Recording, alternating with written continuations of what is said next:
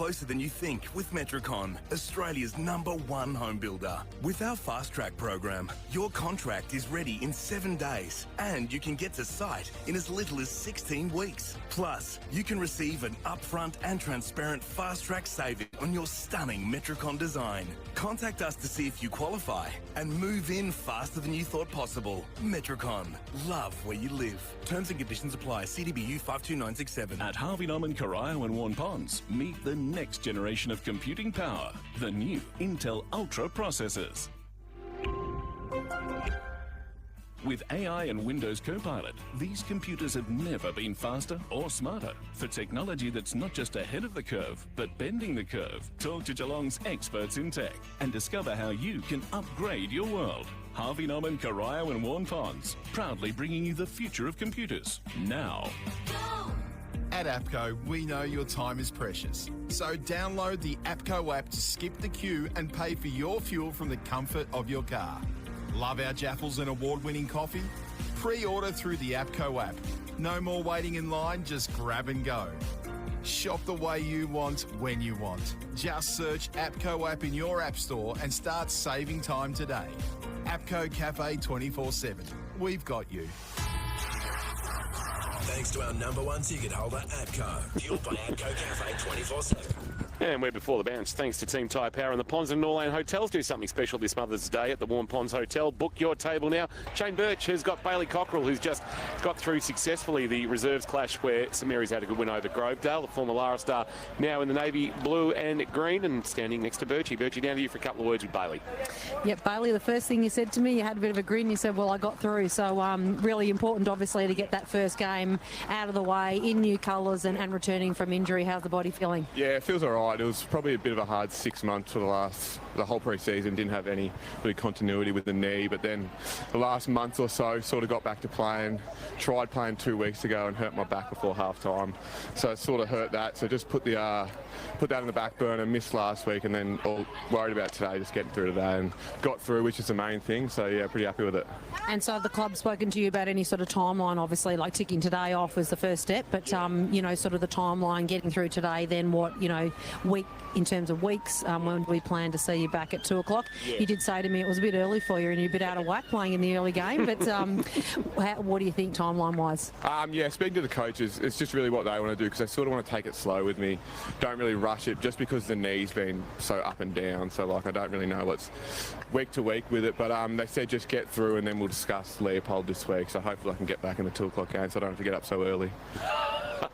And obviously, you haven't just come here. You know plenty of people. What was the link that got you across to Mary's? Because you said you're potentially going to play in another league, but you've ended up at Mary's. Pretty good place to find yourself, I'd suggest. Really happy with it. I had a few best mates here: Braden Ham, Charlie Lang, Tom Sorgan. So I just wanted to really get back to loving footy, which I probably lost for the last three or 4 years at Lara. It was a bit of a grind, even though a few of our boys stuck fat. It's just, footy became a bit of a chore on the Saturday, and you're like, we know we're probably losing games, so I just want to come here and know that I can win a game and just feel confident about winning.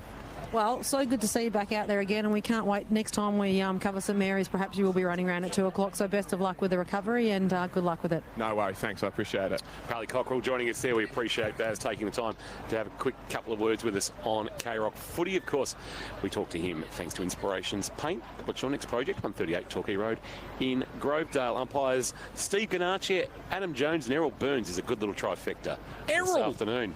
He's not rolling the arm over this afternoon, Errol. Kirsch's mate. You know he's Heighton's #1 bowler. Is he? Oh, yes, he's better than Buzz. All right. Yes, right. well and truly. And Buzz is not here to defend him. No, well, that's right. We can say anything we like. And the nachos, we love nachos. And look at Jonesy. He loves a bit of Dave Chaston action. He loves the radio. He loves it. Breakwater Meadowland head-to-head steel projects made easy. Dallo, that's on you. Who are you looking at in terms of a head-to-head? One or two head-to-heads you've got in the sphere? Yeah, one today to start at the either ends of the ground, going Sam Burke, St Mary's, and then I think Ryan Abbott will spend a bit of time forward. So interested to see who can have the bigger impact for their side over the course of the day. Sam's been in good form, so I'm expecting him to be running and jumping and flying for a few marks and trying to kick some through the goals. And then how much can Ryan help his team put some scores on the board? And the big question is that can Burke or Dowling repeat what they did last week with both kicking 10? The interesting thing is Sam Burke last year was in the team of the year in a back pocket. And here he is almost leading the goal kick. Correct. Played a bit of very versatile. I think he's played a bit of time as the backup ruck as well this year. So, yeah, you can sort of swing him anywhere. He's one of those players. But, yeah, I mean, they obviously take a few goals off each other, him and Dowling. But, it's nice, like we've said with St Joey's, nice to have those different targets and different options to kick to up forward. Absolutely. Back down to Birchie. Ground report, thanks to Goddings, Geelong's Kubota dealers, tractors, excavators, mowers and more. Victoria Street in North Geelong. Birchie, it's a cracking late autumn afternoon. It is absolutely beautiful, and like I said, the ground's in pretty good nick. It's still green enough. It's starting to die off a little bit in patches, so you know, sort of losing some of that knitting together. But yeah, no potholes or areas of concern. Well, sometimes we get those sandy patches, you know, and you wouldn't want to go onto those with your ankle. But it's a little bit tacky in the middle. It's firm, but yeah, perfect conditions. Slight breeze blowing, probably a little bit towards the southern end, but will not affect the game at all. Thank you for that, Birchie. Great work by you down Boundary Side today for Leopold Sporties, your complete family venue, 135 Torquay Road in Grovedale. Just looking at the KFC poll for today's Daniel Fletcher Shield game, and it's St Mary's comfortably 83%, Grovedale 17%. Getting to KFC today and taste the habanero hot and crispy, and we're also just been trying a little bit of KFC ourselves today here at Anthony Costa Oval. It'd be wrong of us not to have KFC when we come to... They've got the bucket down the end of the ground. You've seen that? The big KFC bucket behind the goals. Half-time activation for the kids, I reckon. Kick it in the bucket. Maybe. I don't know. I think that's actually what it's for. Oh, right. Well, they don't miss a trick, the Hoscos. We love this. We love the KFC. Thinking of everything. Hang on, I found a couple of sandy patches here. Oh, have you? Yeah, the edge of the square. There are a couple of sand pits, but I think we'll bowl. Shouldn't be an issue. I think we'll bowl. Just on the edge of the... it's very interesting. The centre wicket area, you would think that the cricket pitches would sit bang in the middle of the oval, and that the circle where they toss the ball up, don't bounce it anymore, would be in the middle of the cricket pitch, but it's actually at one end of the track. Yes. I always used to bowl at one end. The end with the longest boundary. I was going to say. Well, it is an elevated square, and you're right, because when they set up, you're going to have some players sort of up on this, square, and the others downhill a little bit. So yeah, it's interesting. Yeah, and of course a very odd-shaped ground too.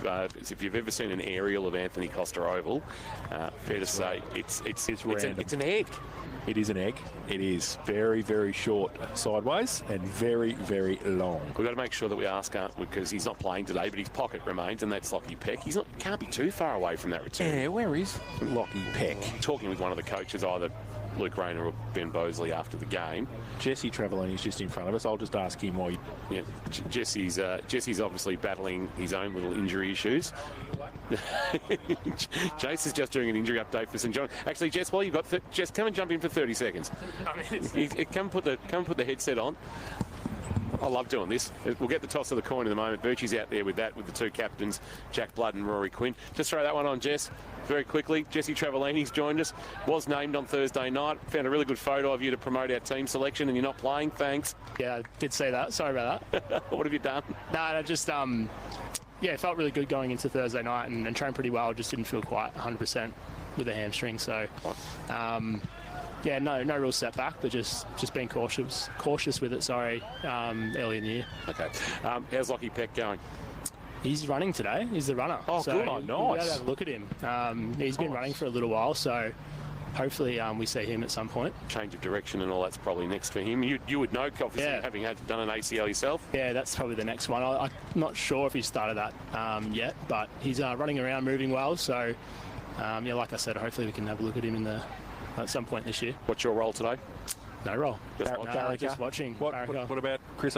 Who else? Sam Christensen. Who else? Sam Christensen's here as well. What's he up to? What's happening with him? He's probably similar, like looking at probably after the bye. So he hasn't had any games under his belt so far with an injury, but hopefully we'll get a few back after that bye. We've got.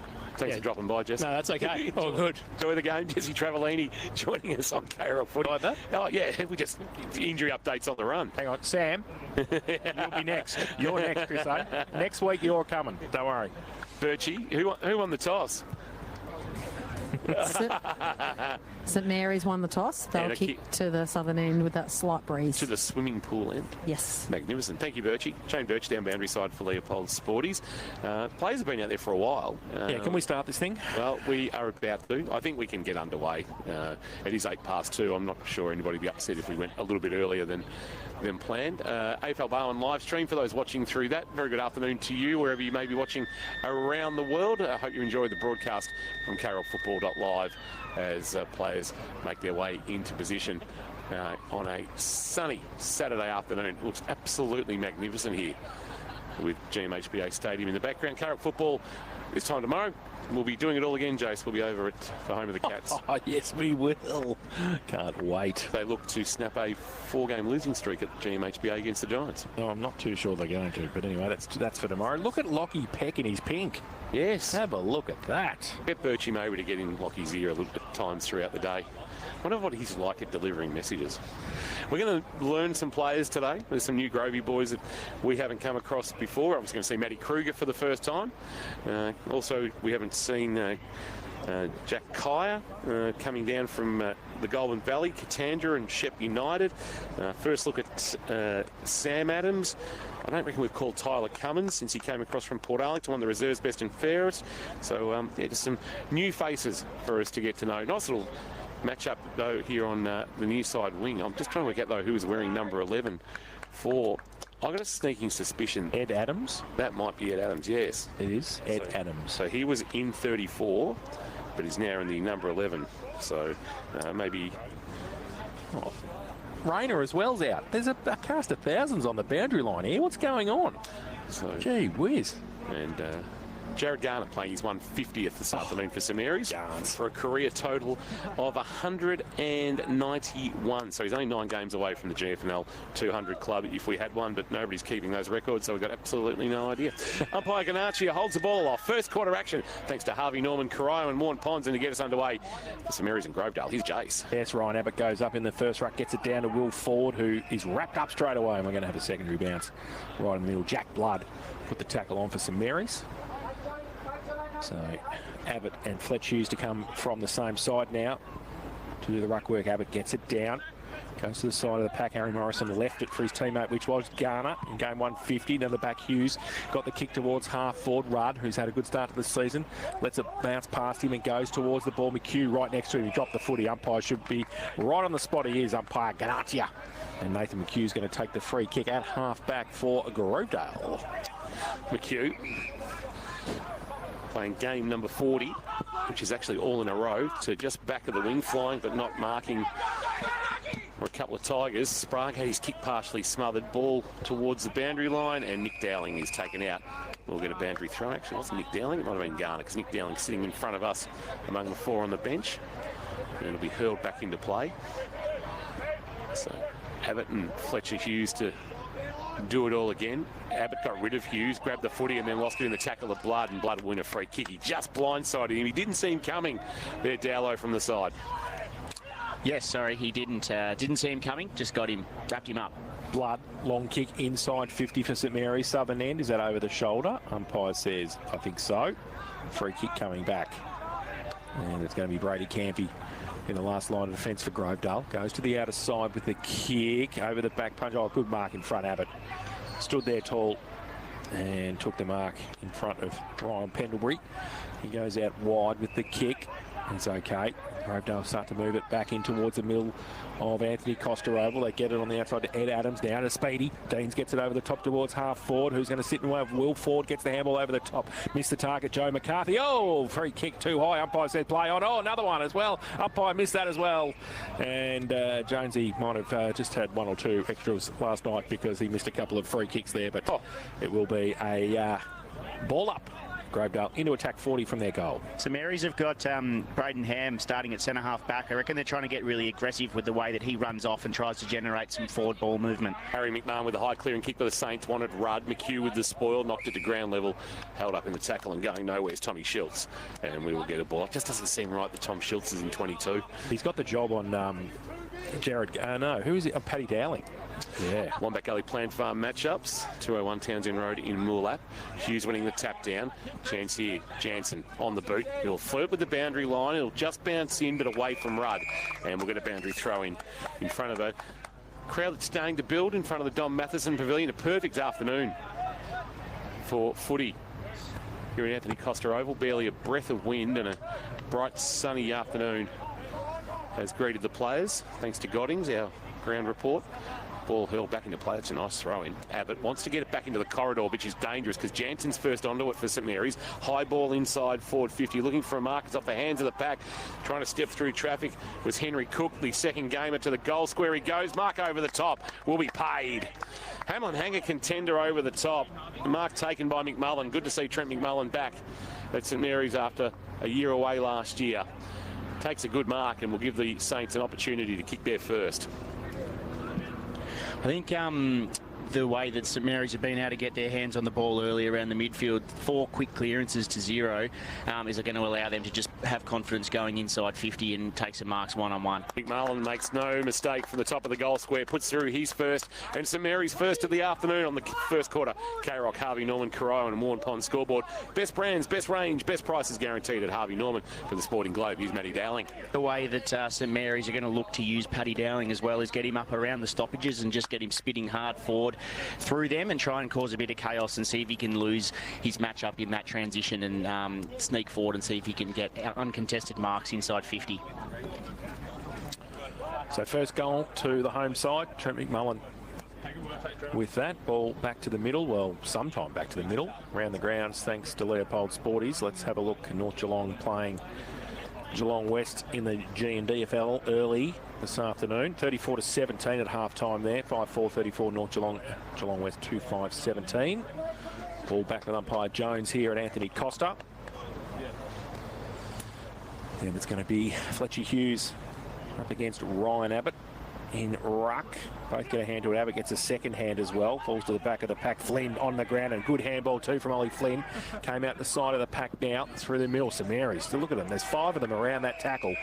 They did very well there to bring the pressure. And the tackle came from Flynn and also Chris Jansen.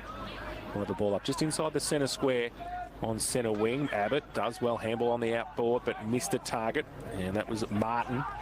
Now it's half forward for St Mary's.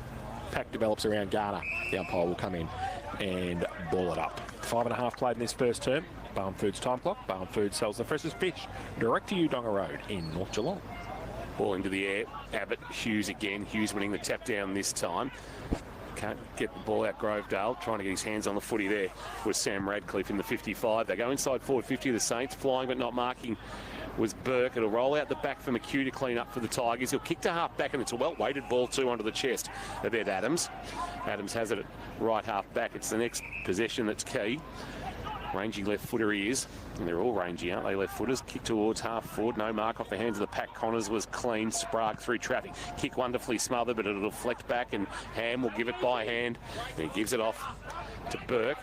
What was it? And now kick it right half back, and now kick that just misses Sprague, and it'll be tracked, or rather Nick Dowling will be tracked by Abbott. Back a handball, but run out of room, and we'll get a boundary throw in. Now, I think Sammy Burke, is he rocking a different number? Hamish is 40. Hamish in 46. Hamish in 46. Normally, he had the 16 last week, I reckon.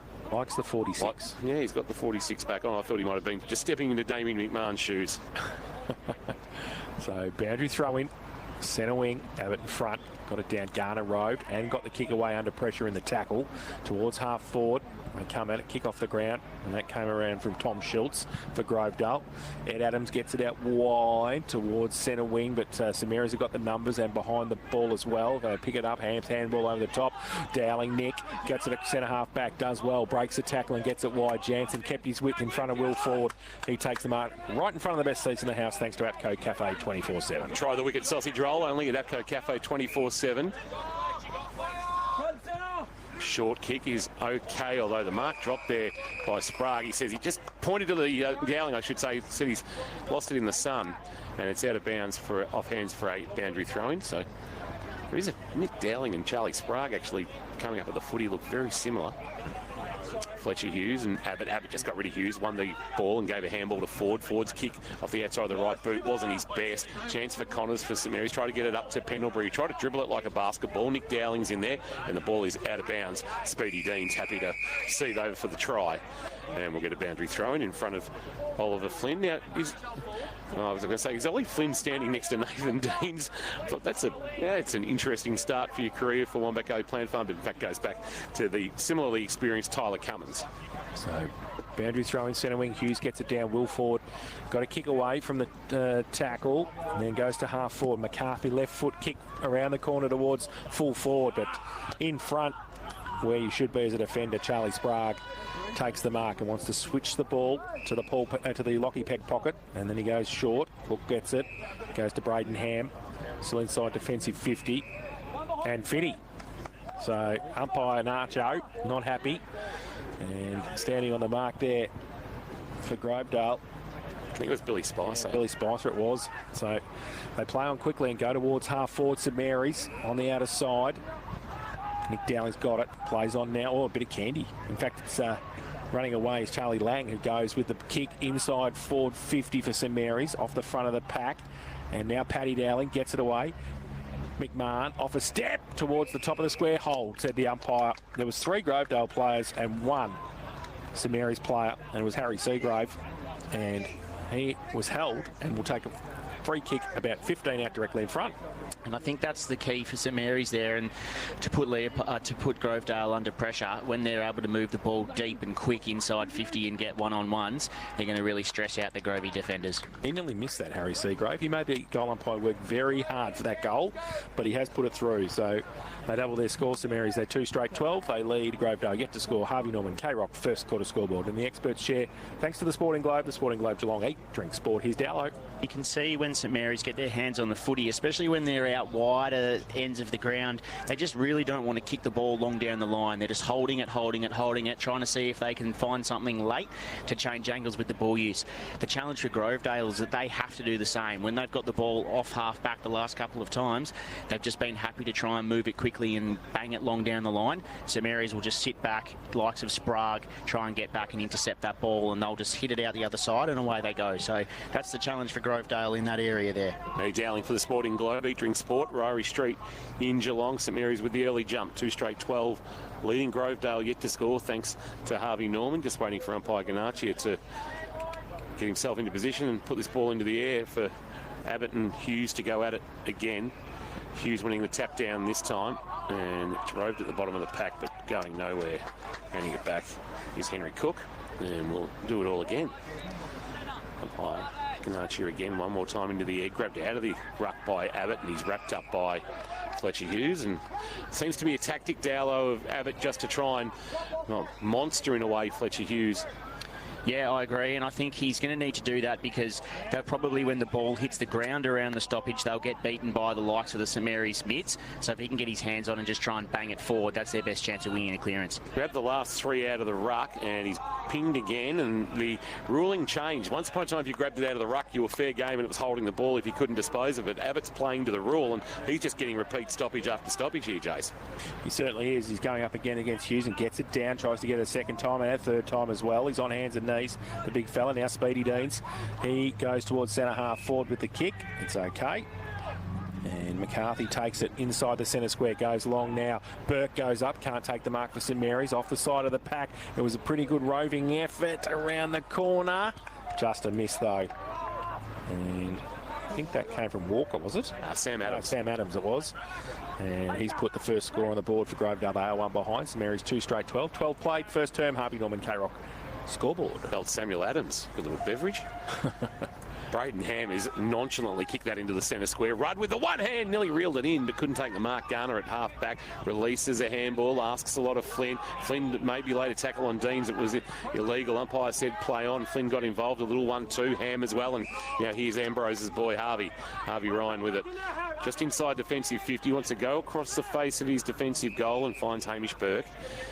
He then fires off a handball to Ham, wearing the number 10 this year. And then pumping along Joey Maishman. Oh, back with the fly. That's a wonderful mark from Sammy Radcliffe. Hamlin Hanger contender. Back with the flight. Pack coming towards him. Took a good grab and then went short with the kick. That wasn't great, but they'll get away with it. They go inside 50 with the ball now. Over the back, Burke. Tap, punch it away. Side of the pack coming at it. Nobody can really pick it up, though. Cook, he gets wrapped up straight away as well. Good tackle.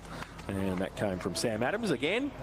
And Grovedale keep it inside their forward 50 at the moment. Good forward pressure early from Grovedale. That's what they need to do when the ball hits the ground. Barrel in and try and lock it in and spend as much time in their forward half as they can. Hughes got it down. It was rode by Spicer. Got the handball on the outside. Some areas with the numbers. Rudd got it away. Quick kick. Nick Dowling goes towards half back with it. Goes towards Paddy. He got one high. And Paddy Dowling will... There's way too many Dowlings here today. And he takes it at half back for St Mary's. He tries to drill it to the middle. Half volley was okay. Picked up. Garner handball to Rudd. Handball on the outboard. Cook will sit and wait for it. Hell, he has to. Now he has to get the handball away and does. Chain of handballs. Ham got it away. Quick kick towards forward 50. McMullen blind turned himself and then lost the footy. Umpire will come in and pay a free kick. And it will be a free kick to Radcliffe for Grovedale. Will, who kicks to right half back. Martin. Short to Campy, who co-captain this year with Rory Quinn. He goes wide, and you can't miss this man, Liam Jardine. He's got the right sleeve tattoo, so easily identifiable. Down from Kerrang in the Central Murray League. Kicks to half back and has turned it over. And Garner is the recipient for St Mary's. Point of the square, left half forward. Sends it inside, forward 50. Looking for a marking target. Flying early, but not marking was Seagrave. But off the hands of the pack, Jansen fires a handball back. Paddy Dowling, this is made for him. And he got dumped after he kicked. And I suspect it'll either be downfield or it'll come back and Paddy will have another go. So there's a bit of push and shove. And then that sort of is halted and it's going to come back, and Paddy Dowling from in front of the old Geelong pass players stand, a little wooden structure that sits in the left forward pocket at the southern end of the ground, is going to have a shot at goal. Man on the mark stands about 30 for goal. Now, he's a left footer, Paddy Dowling, but if there's any player on the ground that could actually pull this off, it is Paddy Dowling. What will he do? Coming off 10 last week against Lara. Had a wonderful year with Geelong Amateur last year. But has returned home. Tight angle, sends it on its way, and same result. He's actually missed to the near side like he did with the earlier attempt, and the margin is back to 12 points. 2-1-13 St Mary's. One behind Grovedale. 15 minutes played in this opening quarter of action. Thanks to Harvey Norman, Corojo and Warren Ponds. Best brands, best range, best prices guaranteed at Harvey Norman. Tigers come wide towards the broadcast side at half back, but off hands. Couldn't take a mark. And it will be a boundary throw-in, just 50 out from the St Mary's goal. So another opportunity for them. Forward of centre. And Fletch Hughes is having a rest, so Burke is in the ruck now for St Mary's. Goes up against McCarthy, who's giving a chop out to Abbott. Free kick found, I think, to Grovedale. It will be. And so they're going to just go short towards centre or half back. And they keep going around the boundary line with the ball. Called to play on now. Short little kick. Oh, dangerous. It might be okay to Spicer. No, can't pick it up. And Harvey Ryan gets it. Handball inside to Flynn off a step. Right foot kick. Pretty wide. Comes back with the breeze a little bit. Off hands and out of bounds. Coming across there was Seagrave for St Mary's, and he sees it over the boundary line, and we will have a throw in. Back to whence it came, 50 metres out from the St Mary's goal. They're 2-1-13. They lead Grovedale. One behind. We played 16.5 in this first term on the Barwon Foods time clock. Sells the freshest fish direct to you. Donga Road in North Geelong. Busier than Burke Street here at the interchange gates, which are right in front of our best seats in the house, thanks to Epco Cafe 24/7. Ball back into play. Front position, McCarthy from behind. It's knocked forward. Into the waiting arms of Jansen with a driving ball is a wonderful finish. rove the ruck work of Sam Burke, turned, found a space that he didn't expect to be there and just said, thanks very much. I'll bang that through for a Metricon goal of the afternoon contender. Classy finish from Chris Jansen, coming off 3 last week. He's got one early here, and St Mary's have jumped to an 18-point buffer. 3-1-19, opening quarter action for Harvey Norman, Corowa and Warren Ponds. Grovedale, one behind, 17.25 minutes played. And Metricon, you can visit the Metricon display home at Armstrong Creek, Warralilly Estate, just off the Surf Coast Highway. Beautiful piece of ruck work there from Sam Burke, and you can see that Grovedale are trying to get in front of their player around a stoppage, trying to make it a bit of a scrap in there and not allow them to exit clearly. But that tap from Burke just allowed to get it into the what we call the outer bubble over that layer of mids inside, and then Jansen was able to grab it in no congestion, and off he goes. Beautiful finish inside 50. Back in the middle, Burke got a down free kick, found umpire, said it's going to go to Grovedale. Might have been a hold in the middle. Will Ford will take it and go with a right foot kick long towards Abbott, who's resting. Ford, he goes up, he can't take the mark off the side. Lee Ellis, left foot kick, usually very good. Metricon goal of the day from Lee Ellis. He just picked it up and went one step left foot kick and put it through. And he is known to kick a great goal, Lee Ellis, and he's done that there. A quick reply for Grovedale, 1-1-7.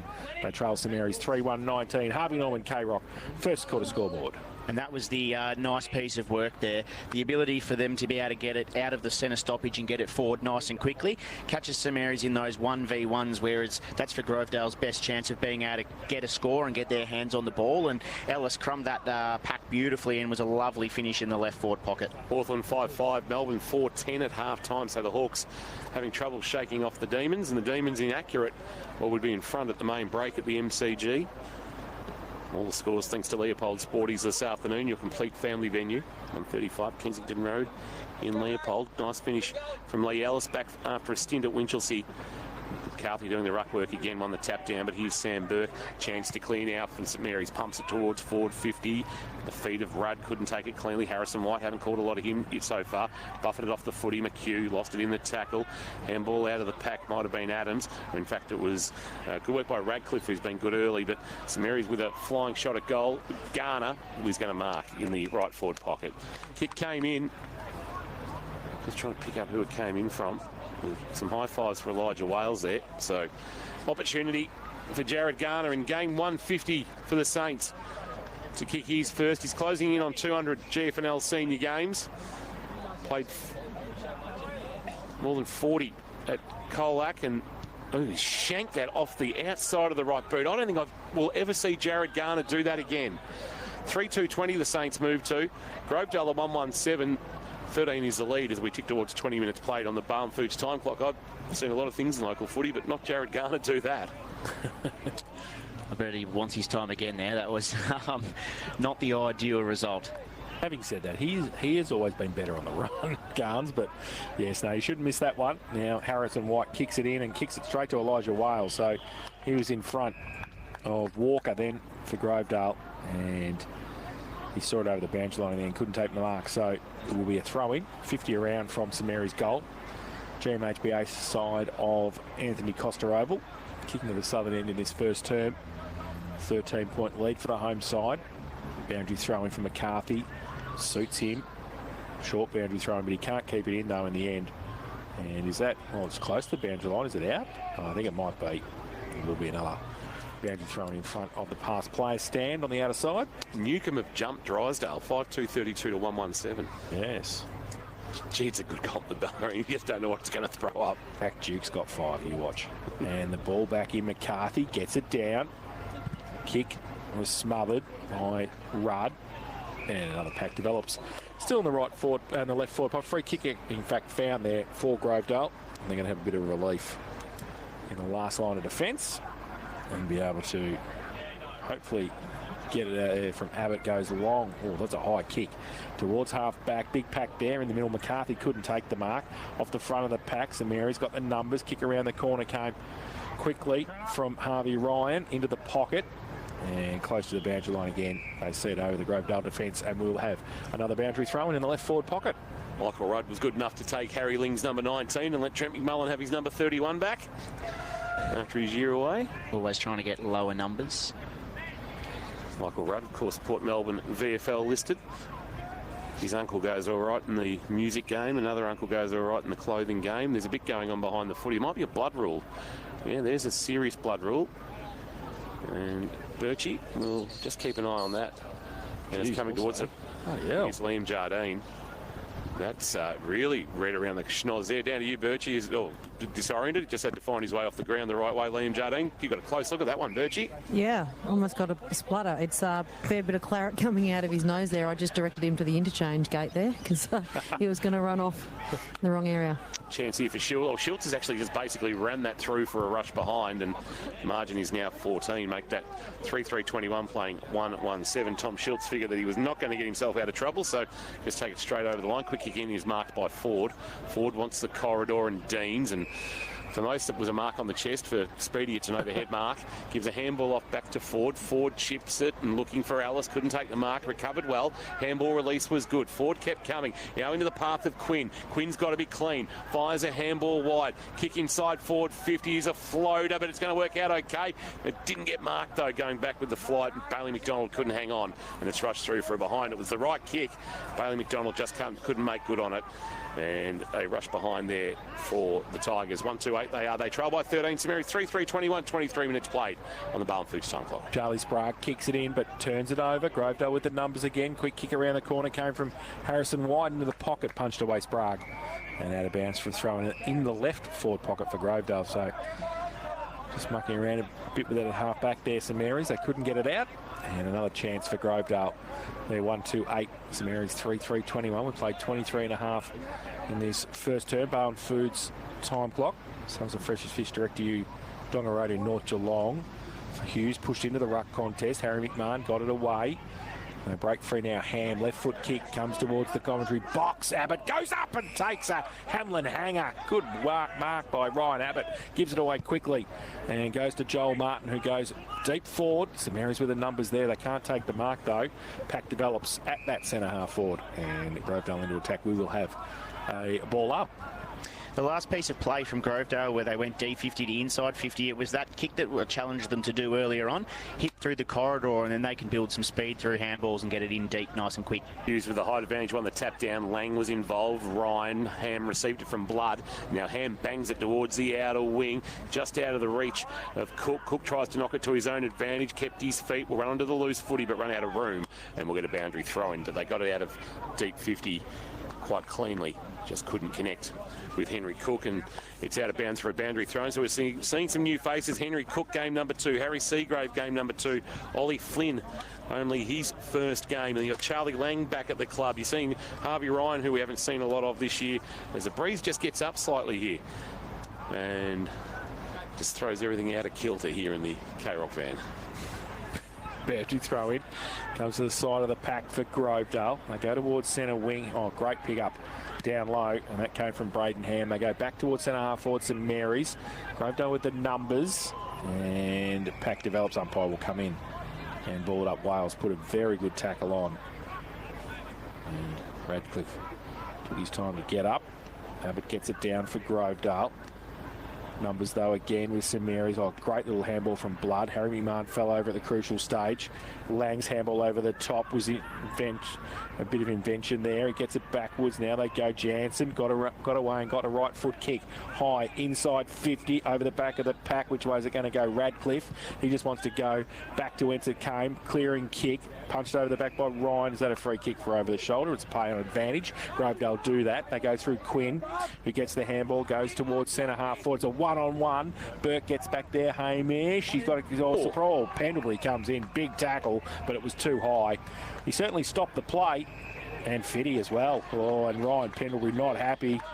But Bailey McDonald is very happy because he's going to run onto the goal line and kick the second for Grovedale. Yes, again, when they move the ball quickly and they can put a little bit of pressure under those backs, I think that they're going to sense that and feel that, and you never know. Then they start giving away free kicks and can become a little bit undisciplined as they get frustrated.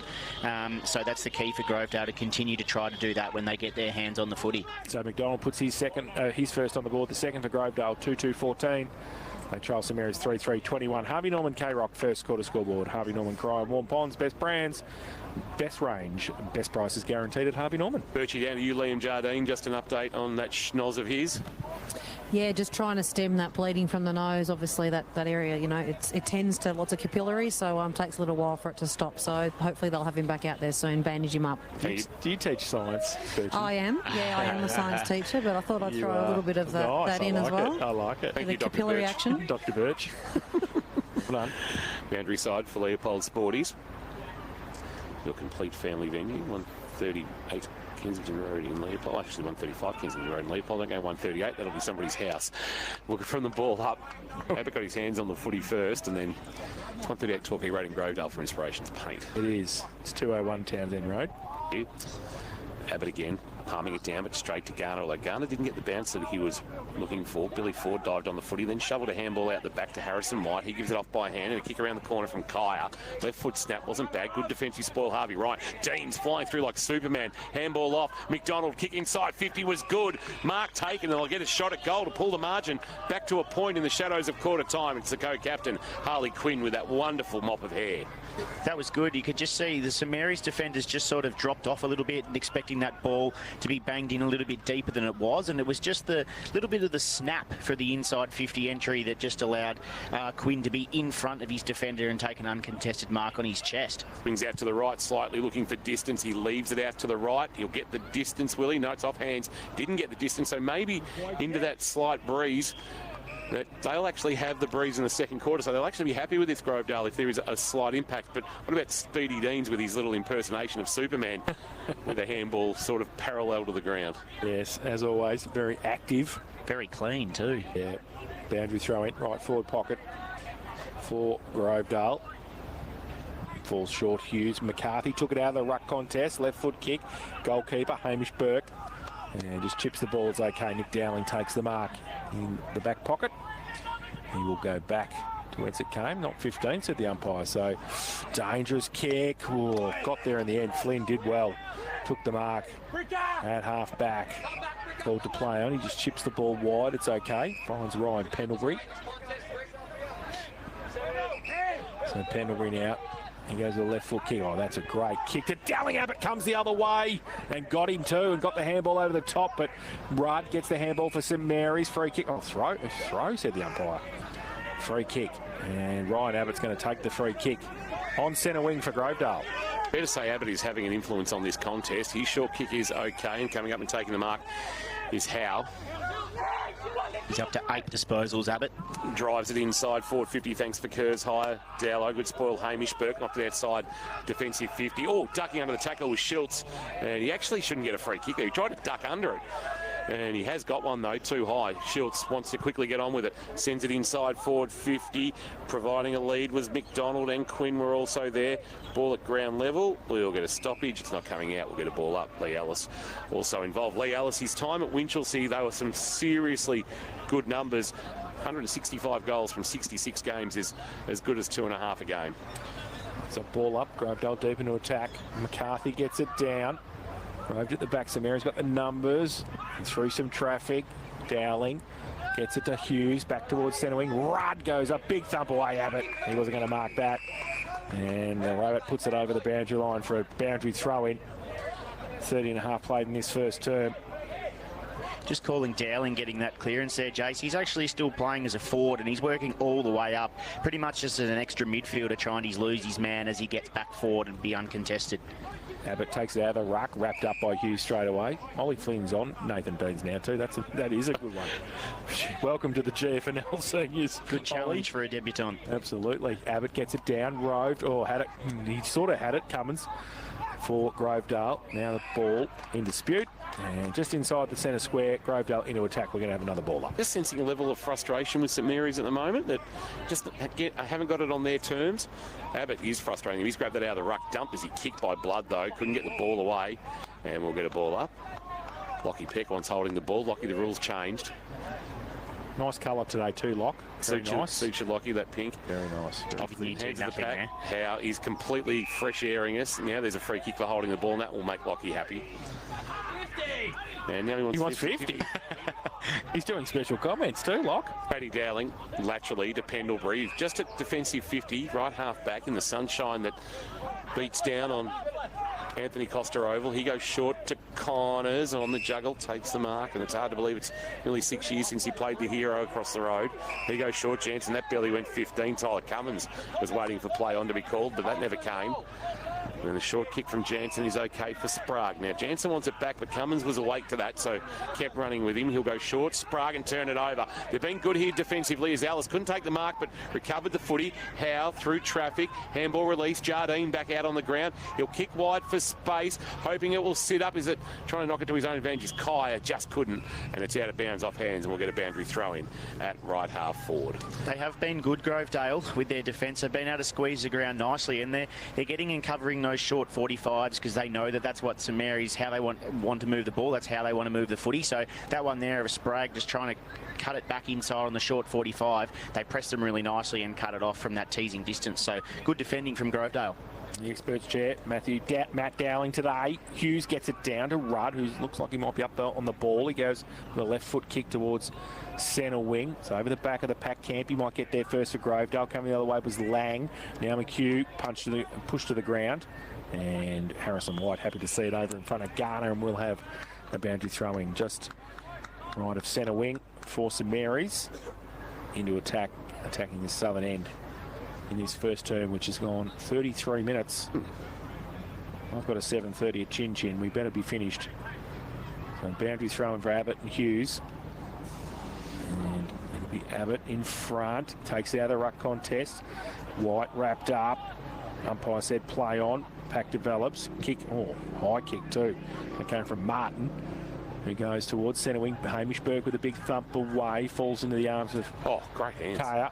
Now, and goes Alice with a left foot kick for Grovedale. It's a one-on-one Pendlebury. In fact, it was getting at the back of the pack there was Ryan for St Mary's. Now, and there is the siren as Nick Connors was about to run away at half back.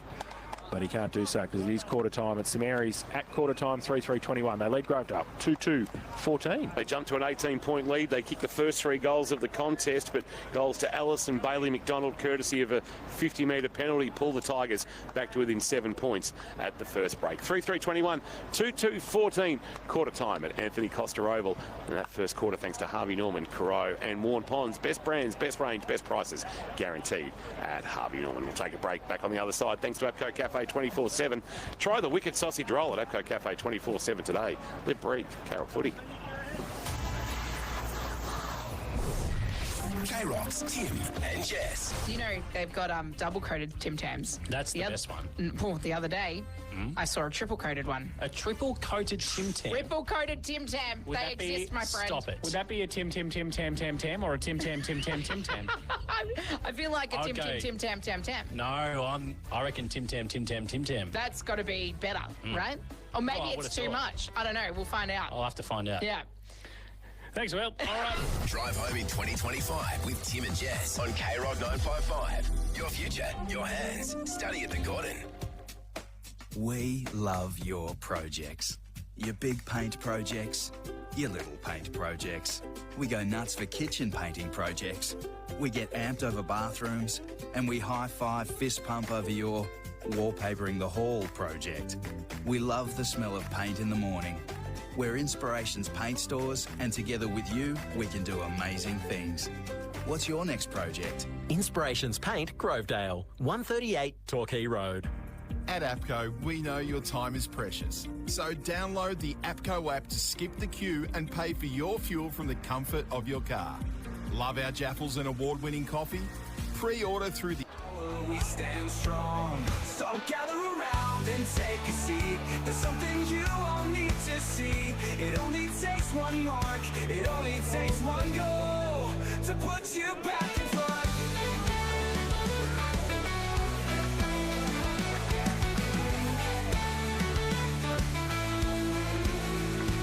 We run for each other, we run for you as one united force. We are unbreakable, so gather around and take a seat. There's something you all need to see. It only takes one mark, it only takes one goal to put you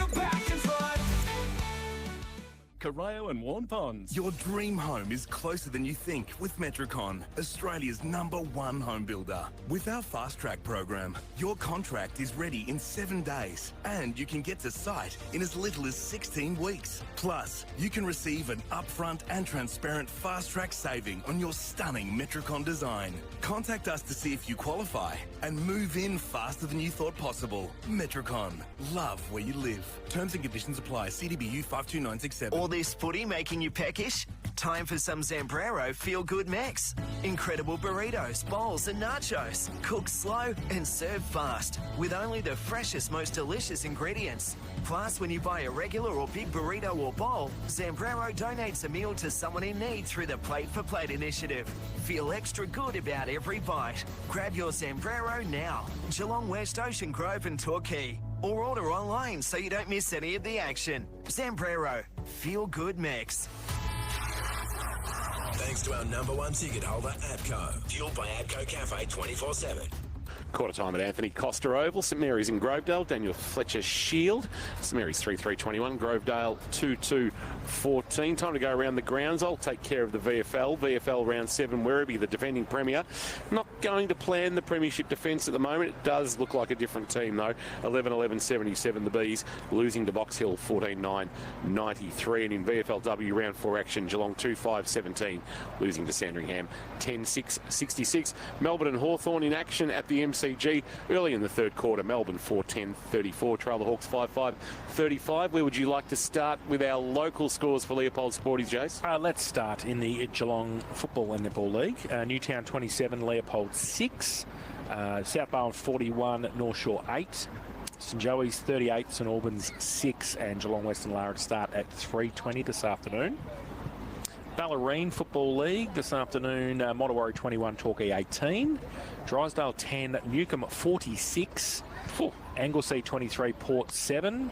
Geelong Amateur 29, not having it all their own way, Queenscliff 25. And Barwon Heads 41, bashing the bridge down, Ocean Grove 12. Thank you for that. And GDFNL? Yes. Game over? No. There's a 20-minute mark of the third term. Okay. North Geelong 49, Geelong West 25. Thompson 15, Winchelsea 3. Bannockburn 27, Anarchy 16. Belmont 32, Inverleigh 27. East Geelong 40, Bellpost Hill 3. Werribee Centrals are getting off the bottom of the ladder 42, Coria 13. Thank you for that, Jace. Good work by you as we go around the grounds for Leopold Sporties. Matty Dowling, what did you make of that opening quarter of action here at Anthony Costa Oval? St Mary's looked to have got on top early, but Grovedale fighting their way back into the contest. I was going to say, I think that we were sitting here early doors and thought that St Mary's might blow the first quarter out of the park, but to Grovedale's credit, they tightened up defensively really nicely, made it a scrap around the contest, and I think St Mary's were trying to bring their forwards up into the contest, and then Grovedale would follow them up, and it just made it really hard to get a clearance either way. There were lots of clearances in that quarter because of that, but therefore then Grovedale were actually able to, when they got their hands on the ball, get it moving forward and got some all right looks going 1v1 inside 50 and trying to capitalise in that area. So they challenged St Mary's when they were trying to move the footy and defended them really nicely, and I think that Luke and the coaching staff at St Mary's would be telling them just to calm down with the way that they use the ball. Don't try and force things. If they spread the ground, those opportunities will open up if they keep moving, and then they'll be able to chip their way through Grovedale. But on the other side, Sporto will be just talking about continuing to squeeze that ground, and when they get their hands on the footy, let's try and drive it inside 50 and make clear decisions there. Thank you for that, Dallo. Matt Dowling, the experts chair for the Sporting Globe. Sporting Globe Geelong, eat, drink, sport. Jane Birch has been listening to the Grovedale huddle and is headed towards Jacob Spalding. Down to you, Birchie, with Spaldo. Yeah, Sporto, you'd be wrapped with the endeavour out there. You mentioned it to the boys, but came out, played a really good first quarter, and, across the board, we're really putting in. Yeah, they were, Jane. It was a really good start. We want the game in a contest as much as we can. St Mary's obviously a very good side if the ball gets to the outside with their run and their skill level. So we thought the quarter was how we wanted the game set up. So our challenge as a young, developing side is against these good teams is to do it for another 30 minutes and come in at half-time in the game.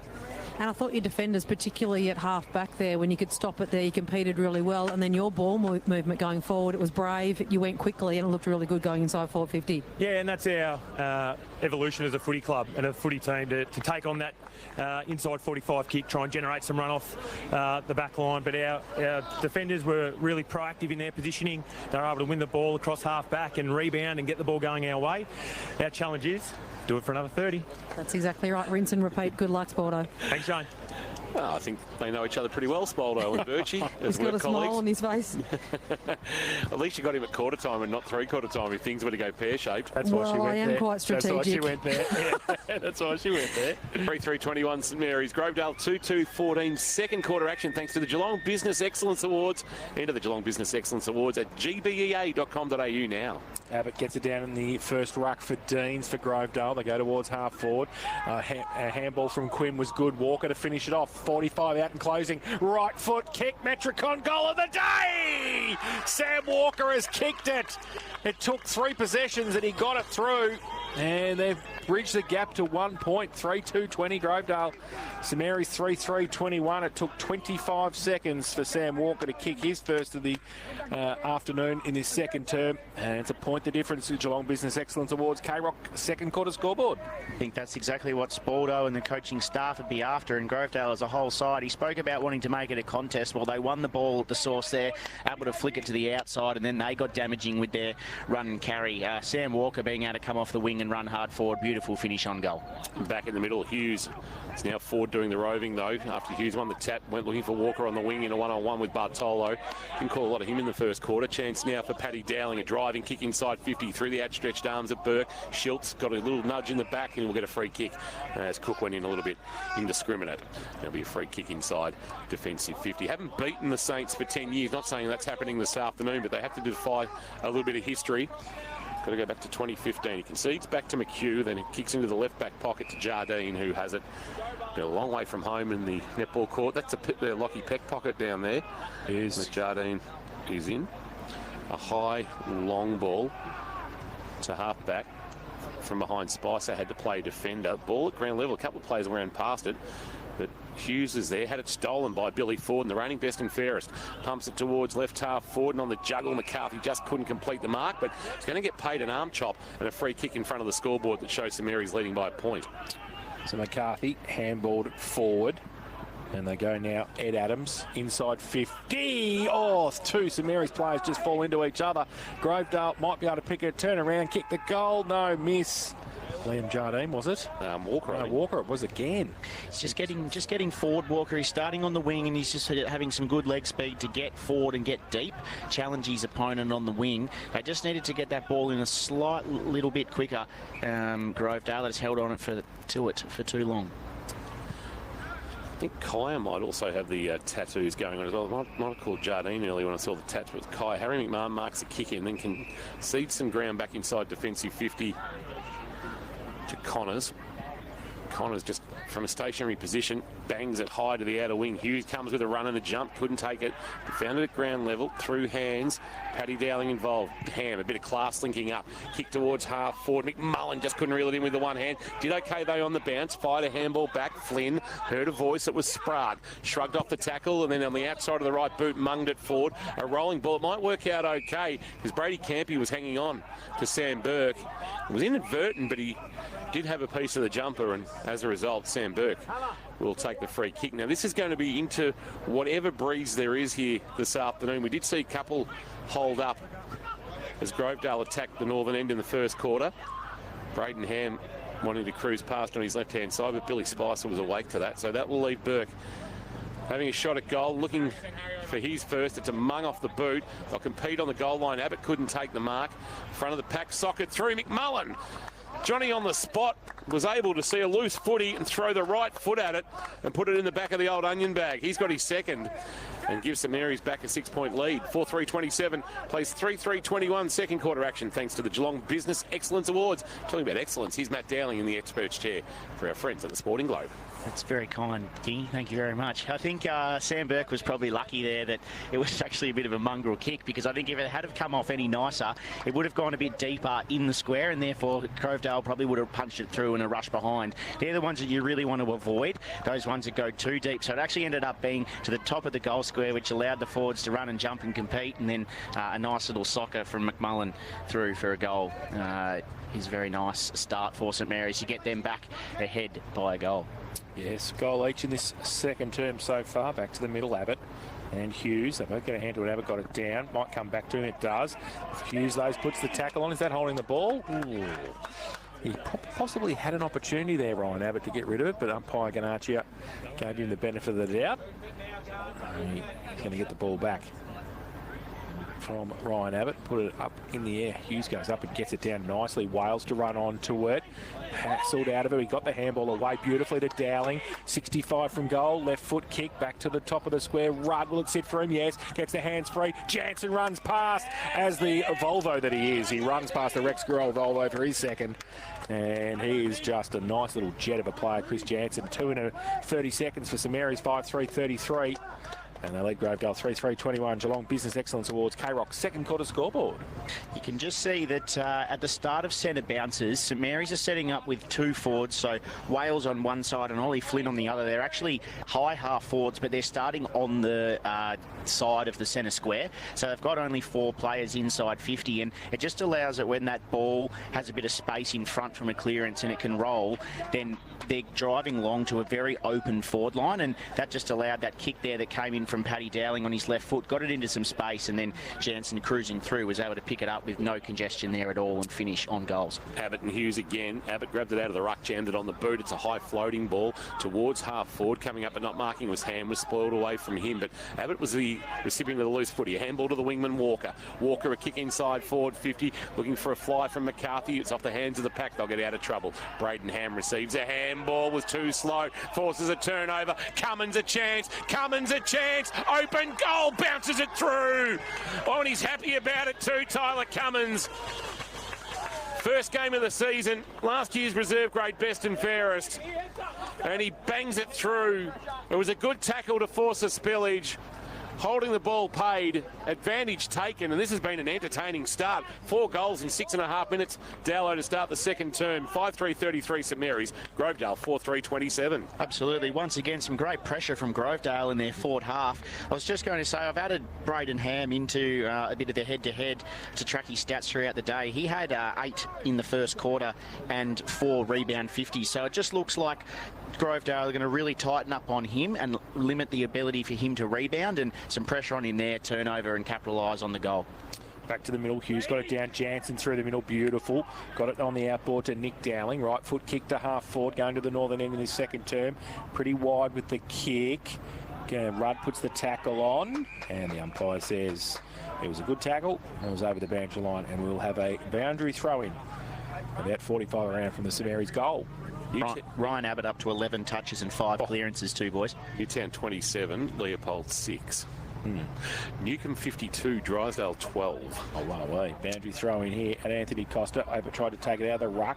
Got some numbers at the back. Ed Adams gets it towards centre wing. Oh, sits okay for Spicer. His handball on the outboard was okay to Alice.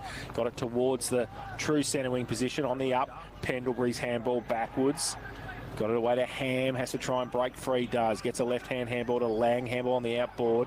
Sitting and waiting for it was Sprague. Bit of a straight back, Charlie Sprague. We'll talk about that later. Goes towards half forward, but getting back there and taking the mark is McHugh for Grovedale. He's going to chip the ball backwards, and Campy takes it. Last line of defence for the Tigers. They lead by 6. We've played 8 in this second term. Ed Adams presents, but he goes longer. Looking out there for a mark. Coming across Lang, was able to knock it away from Sam Adams, who had set himself to mark. It's out of bounds, and we'll get a boundary throw. And that's probably just a little bit of a nightmare for those coming up.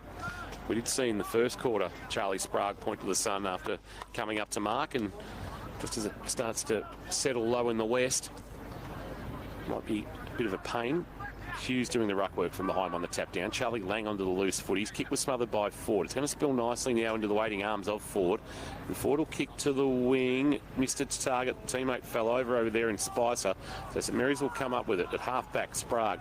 He brings it back towards Bartolo, who takes the mark at the point of the square at right half-back. Turns and kicks quickly on his left. Blood marks. Just back edge of the centre square for St Mary's. Brings it wide. Looking for a marking target. No mark taken. Although surely a free kick for Seagrave for a push not paid. Running out of room is Connors, and we'll get a boundary throw in. True centre wing in front of our best seats in the house, thanks to APCO Cafe 24/7. Win a Mount Buller winter escape at APCO Cafe 24/7 today. So a throw in. Hughes comes across McCarthy, giving Abbott a chop out now. Abbott's gone forward for Grovedale.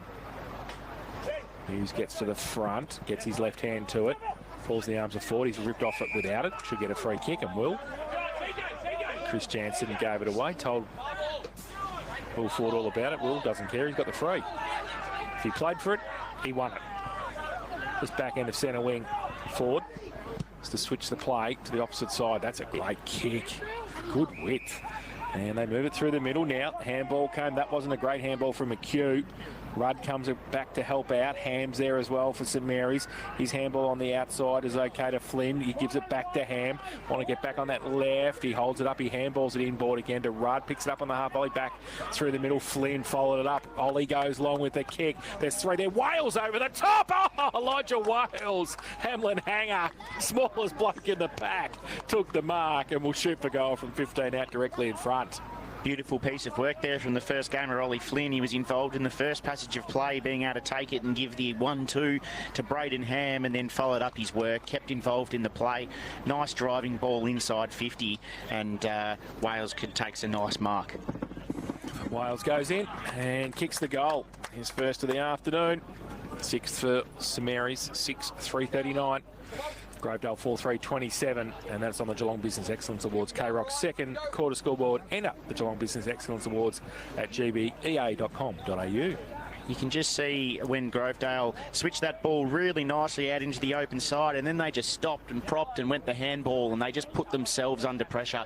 They had two 1v1s deep inside 50. If they had have just taken their chance and driven it long, then they have the chance, if it's not marked or not found at ground level, to squeeze the ground and then defend in their forward half. Instead, they just messed around with it in that middle between the arcs, coughed it up, and away St Mary's go and capitalise on that transition of turnover. Yeah, shallow turnovers are absolute killers, especially against classy teams and teams with players like Braden Ham.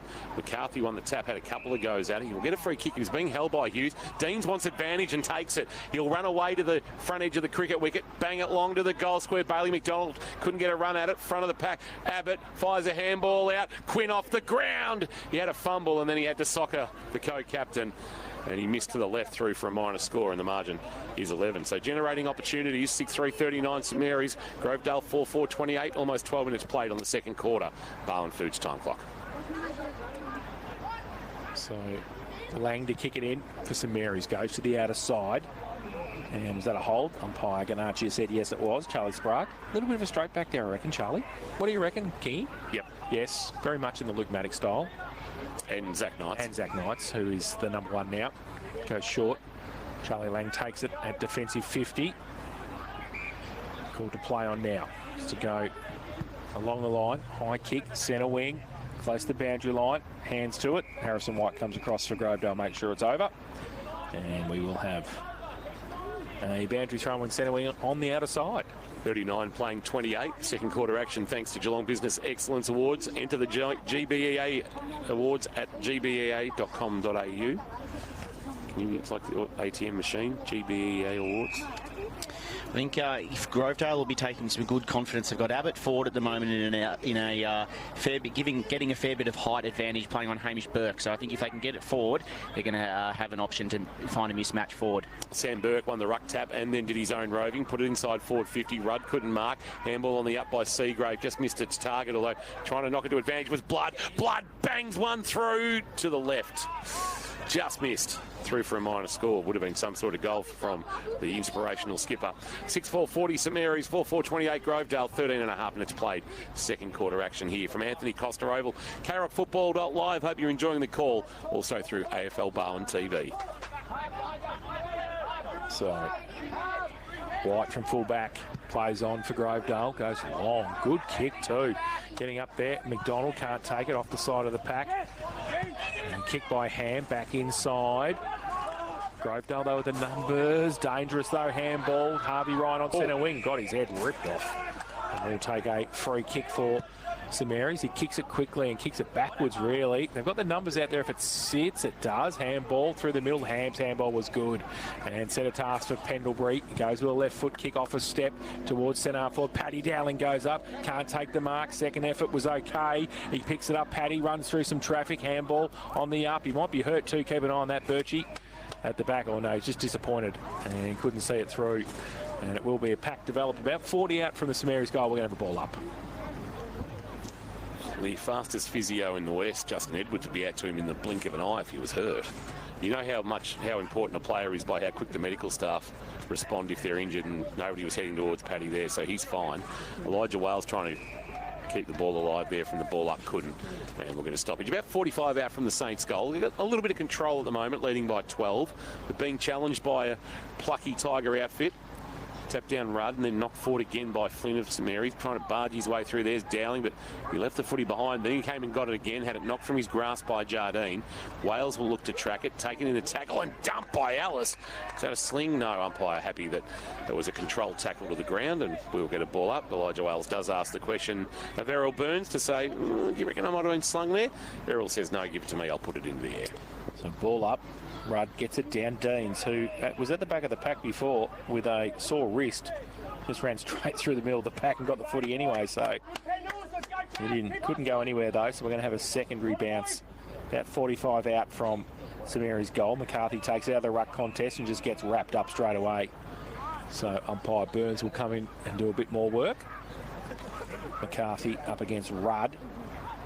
McCarthy taps it backwards. It's okay. White. Oh, Wales went straight at him and he wasn't going anywhere. He wrapped him up very quickly in the tackle. And King is going to get these boys out of half forward. 3 games in the Bellarine, 2 points or less. Port and Anglesey locked away 31 apiece. Well, the umpires decided to pay a free kick. I'm not exactly what sure for, but Harrison White had enough, I think.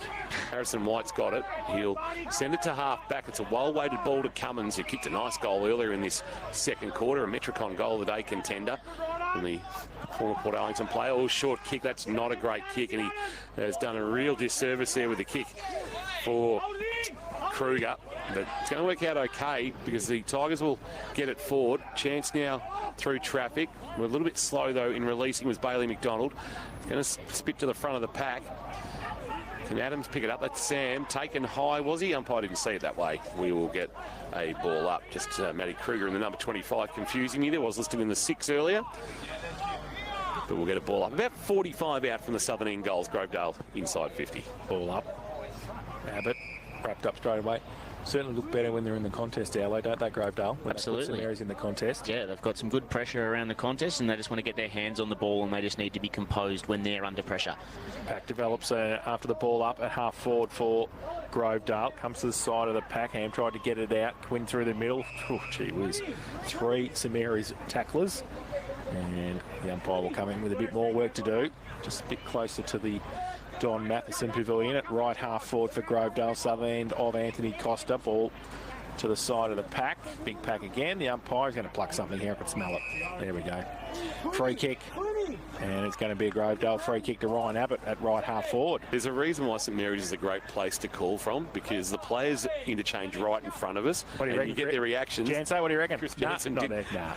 Shaking his head. Kicking to the pocket wasn't a great one. Oh, geez, I hope Hamish Burke's all right. As he collides with the fence, he is.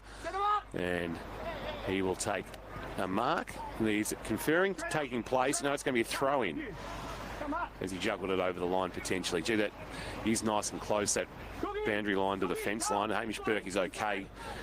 Just had a real sense of being something that didn't end well. And in the right forward pocket, we'll have it hurled back into play. It's a shallow throw-in. Abbott will grab it out of the ruck. He won't be able to release a handball, but it's knocked from his grasp. Harvey Ryan fires a handball. He went looking for Wales, but Billy Ford was able to knock it from his grasp out of bounds. Boundary throw-in at right half forward. Don Matheson Pavilion, a few there this afternoon. There'll be a few in there tomorrow as well, ahead of the Cats and the Giants. Carroll Football live from 2 o'clock tomorrow afternoon. Carroll 955 AFL app and KROCfootball.live will bring you all the action. So Bandit throw in. Still at right half forward. We've been here for about 8.5 minutes. Abbott gets it down. Rode beautifully by Alice. Left foot kick around the corner. Punched away defensively by Burke. Close to the boundary line. Runs out. And a bit more work for the boundary umpire to do in the right forward pocket for Grovedale. Just going back to that kick that Ryan Abbott had before on top of the 50, I just don't know if, one, whether, like, I'd be backing him to be able to kick the distance, whether he goes back and have a shot, or two, it was just a poor place to kick the ball deep into the right forward pocket. Defendable, yes, but in their forward line, you want to be giving your forwards a better chance of kicking a score from where he kicked it. Abbott won the tap down. Ellis did the roving, cruising past the front of the pack. Kicks his second. That's a Metricon goal of the day contender.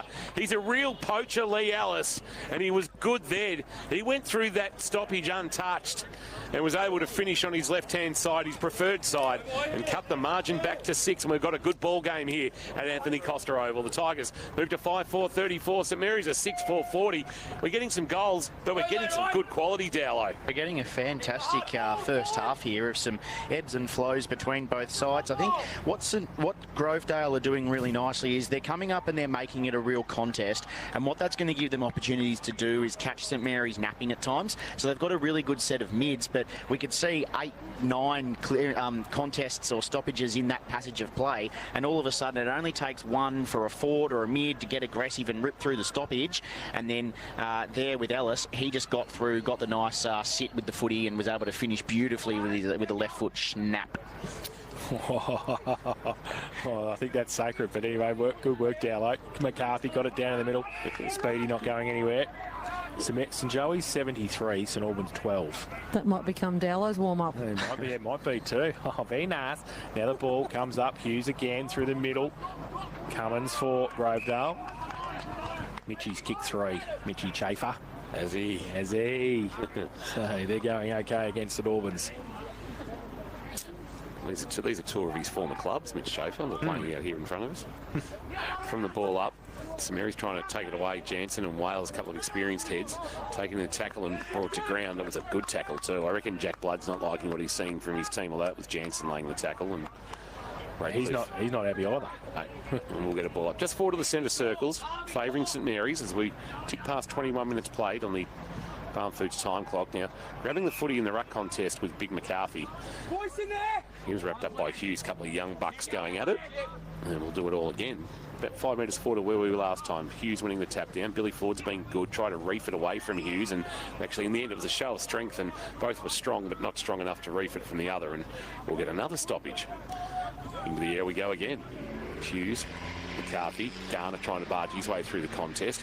White dived on the footy, and then he got dived upon. Ball not coming out. Oh, Speedy comes out and dumped by Ruddy. And we'll go again. Nathan Dean's game 196 this afternoon at senior GFNL level, and he leaves nothing in the tank at the end of the day. Ball up again. Fletcher Hughes gets it down. Back of the pack. St Mary's got the numbers. Gosh, shuffled the handball out. McMahon over the top. Jansen, that don't argue. Then got the handball away on the outside. Seagrave. Good finish. He normally left foot catch. He's finished that okay too. That's his second Metricon goal of the day.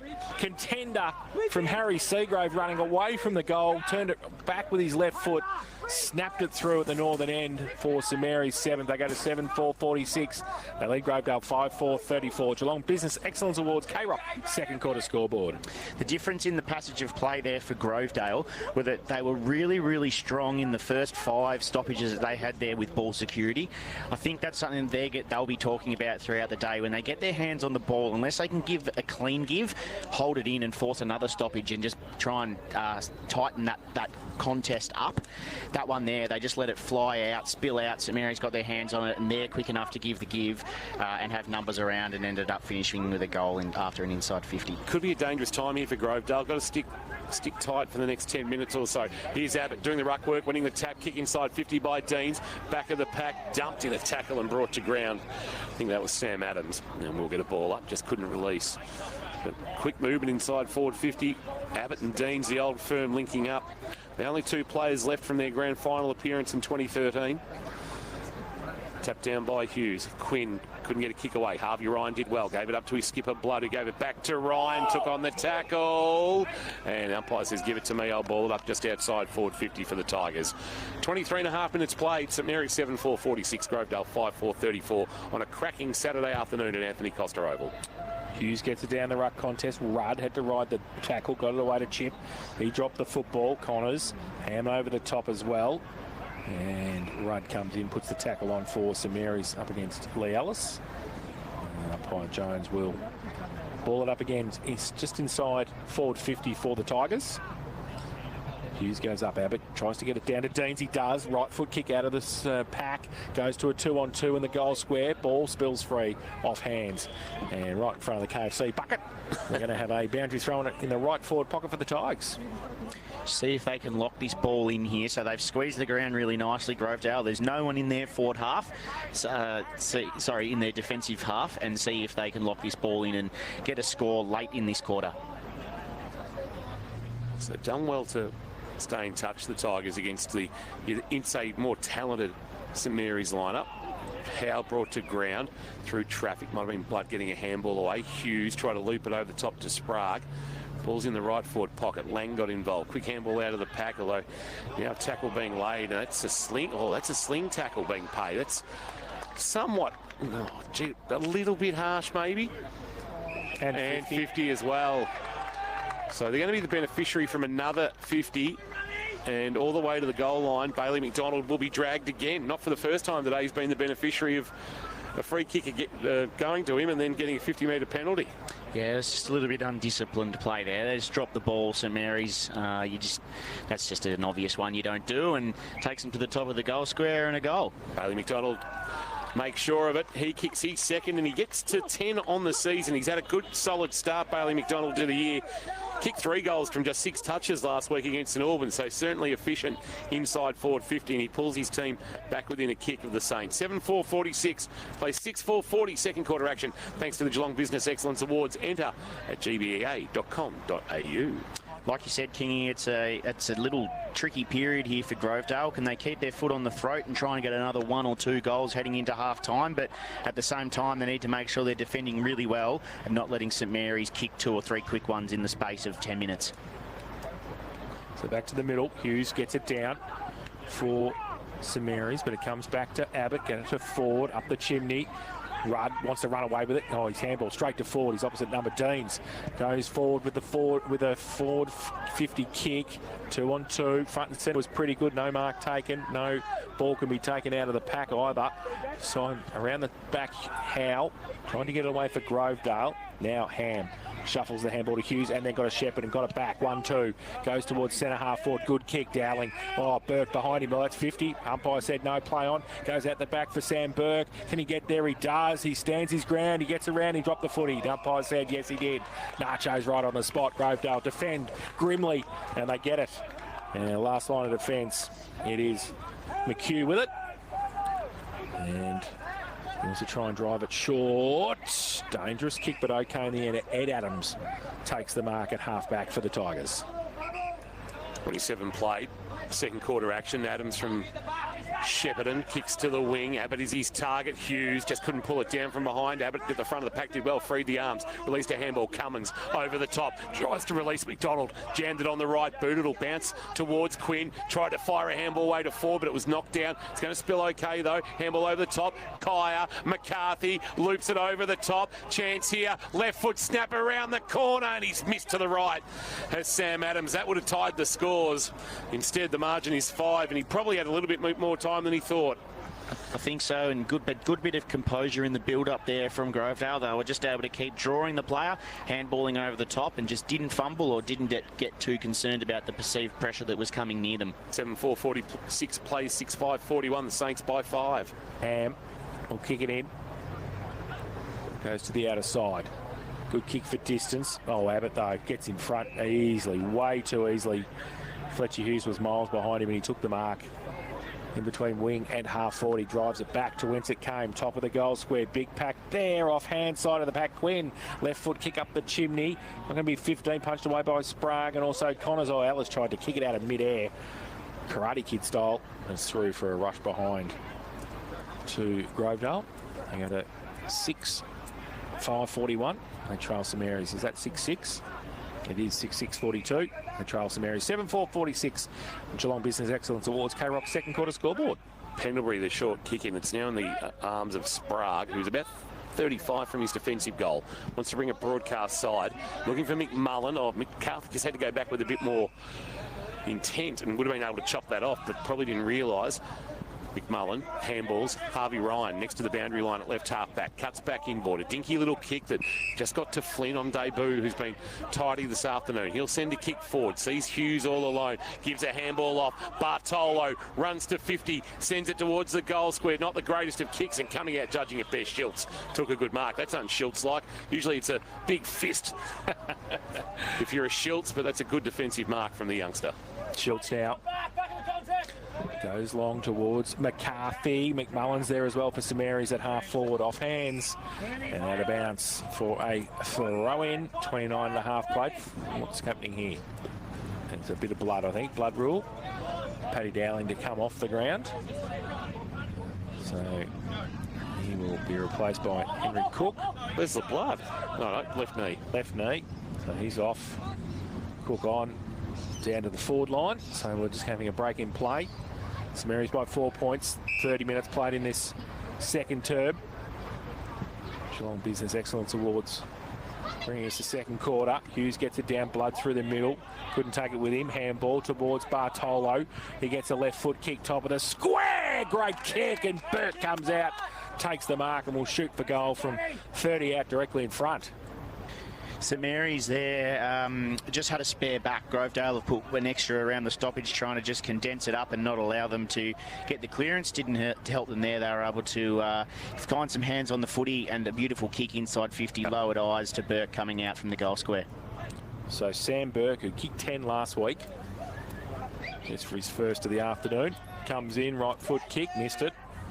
Oh, just came back nicely. In the end, he pushed it out to the left, but the breeze brought it back and he put it through for his first. So a good response from St Mary's there. 8-4-52. That is a little bit of a gap again. Grovedale 6-6-42. Geelong Business Excellence Awards, K-Rock second quarter scoreboard. Yes, they'll be disappointed to give that one up there, Grovedale. That was the one that they couldn't afford to let slip before half-time, so they'll be really looking to just buckle down, see if they can restrict their ability to get their hands on the football. St Mary's in a quick clearance, see if on the reverse they can try and get their hands on it, bang it forward, and then lock it in their forward half for the rest of the quarter. 50th senior game this afternoon, 50th senior goal for Sam Burke. 20% of those goals coming in one afternoon last Saturday. Yeah. Umpire puts it into the air for Abbott and Hughes. Double palm down Abbott. It actually went backwards, and Garner's going to run onto it, but Harrison White's going to run onto him. Force the spillage. Hughes was there. Now a chance for Wales or Harry McMahon. Harry McMahon outside of the right boot. Judge best off the boot. Although the mark was dropped there by Schultz. Time to recover. McHugh kick around the corner. A bouncing ball. Chance here through traffic. Kaya missed Jardine, and it's stolen by Harry McMahon. Garner back to Harry McMahon. A little fumble and a miss hit on the handball. That's allowed the Tigers to come across through Jardine and hold things up. And I reckon they would be happy with half-time here, Grovedale. Don't want to give up another one. They've done a lot of hard work. St Mary's would love to jag another one before the main break and push the margin out to the best part of 3 goals. Umpire Burns puts it into the air. Tap down Abbott. It's McMullen. Handball through the pack. Rudd was involved, jamming it on the right boot. A high floating ball was Flynn. Back with the flight with the one arm. No mark taken by Burke. He may have been looking for a free kick for a hold against McHugh. It's not going to come. And in the left forward pocket at the northern end of the ground, we'll get a ball up. 8-4-52 St Mary's. Grovedale 6-6-42 second quarter action. Thanks to the Geelong Business Excellence Awards. Enter now, gbea.com.au. So throw in. Left forward pocket for St Mary's. At the northern end of Anthony Costa. Abbott. Rudd gets it down from the back. Handball off a step. Abbott got the ball back towards McDonald. Pendlebury couldn't pick the ball up. Bailey McDonald tried to pick it up. Coming in McCarthy as well, the big ruckman. He's wrapped up. And the umpire will come in and ball it up at half forward now for St Mary's. Close to siren time you would expect for half time here. Hughes and Abbott. Abbott gets it down. Oh, the ball just dropped in the tackle. Umpire said play on. Goes to the left forward pocket for St Mary's. They can't take the mark off hands. Close to the boundary line. And the umpire says, throw it in. I know it's a big what-if, Dowlo, but gee, if they had a Nathan Kruger type to go with Abbott, they'd be a completely different side, Grovedale, I reckon. Absolutely. It just would give them that extra look going inside 50 and or the ability to still have, if Kruger was to play second in the ruck as well, it just gives them a bit more versatility around the ground too to challenge opposition. They are missing Tommy Gillett as well, we should say. And Brady Ferguson he's next to me that's here. A good point too. Thank you for that, Birchie. Yeah, not sure on Brady Ferguson's Quinn. That's a lovely pickup. Can he get out of trouble? He gave a handball off to Kaya. Kaya jammed it on the left boot, mishit the kick. It was touched off the boot, I think. Pendlebury a handball. Sold Ham up the river. McCarthy stole it from him with strength. Umpire should have let that go because they were actually out. Lee Ellis had received the handball, but the whistle went and we'll get a ball up in the middle of Anthony Costa Oval. 34-20. If the timekeeper's gone to sleep. Yep. It's been a 9-goal quarter, but surely not a third. The quarters are ridiculously long in local footy at the moment. It makes absolutely no sense.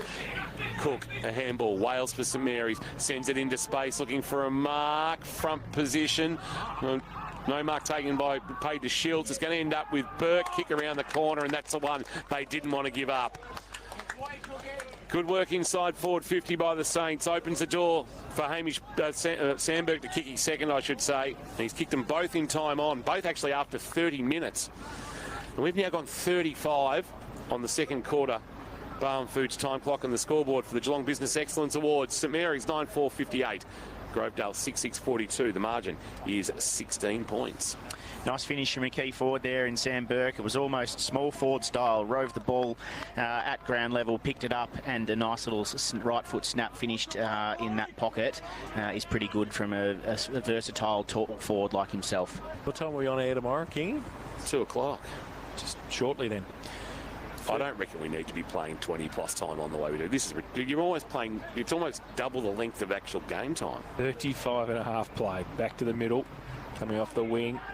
Flinny could take it with him. Now the other way.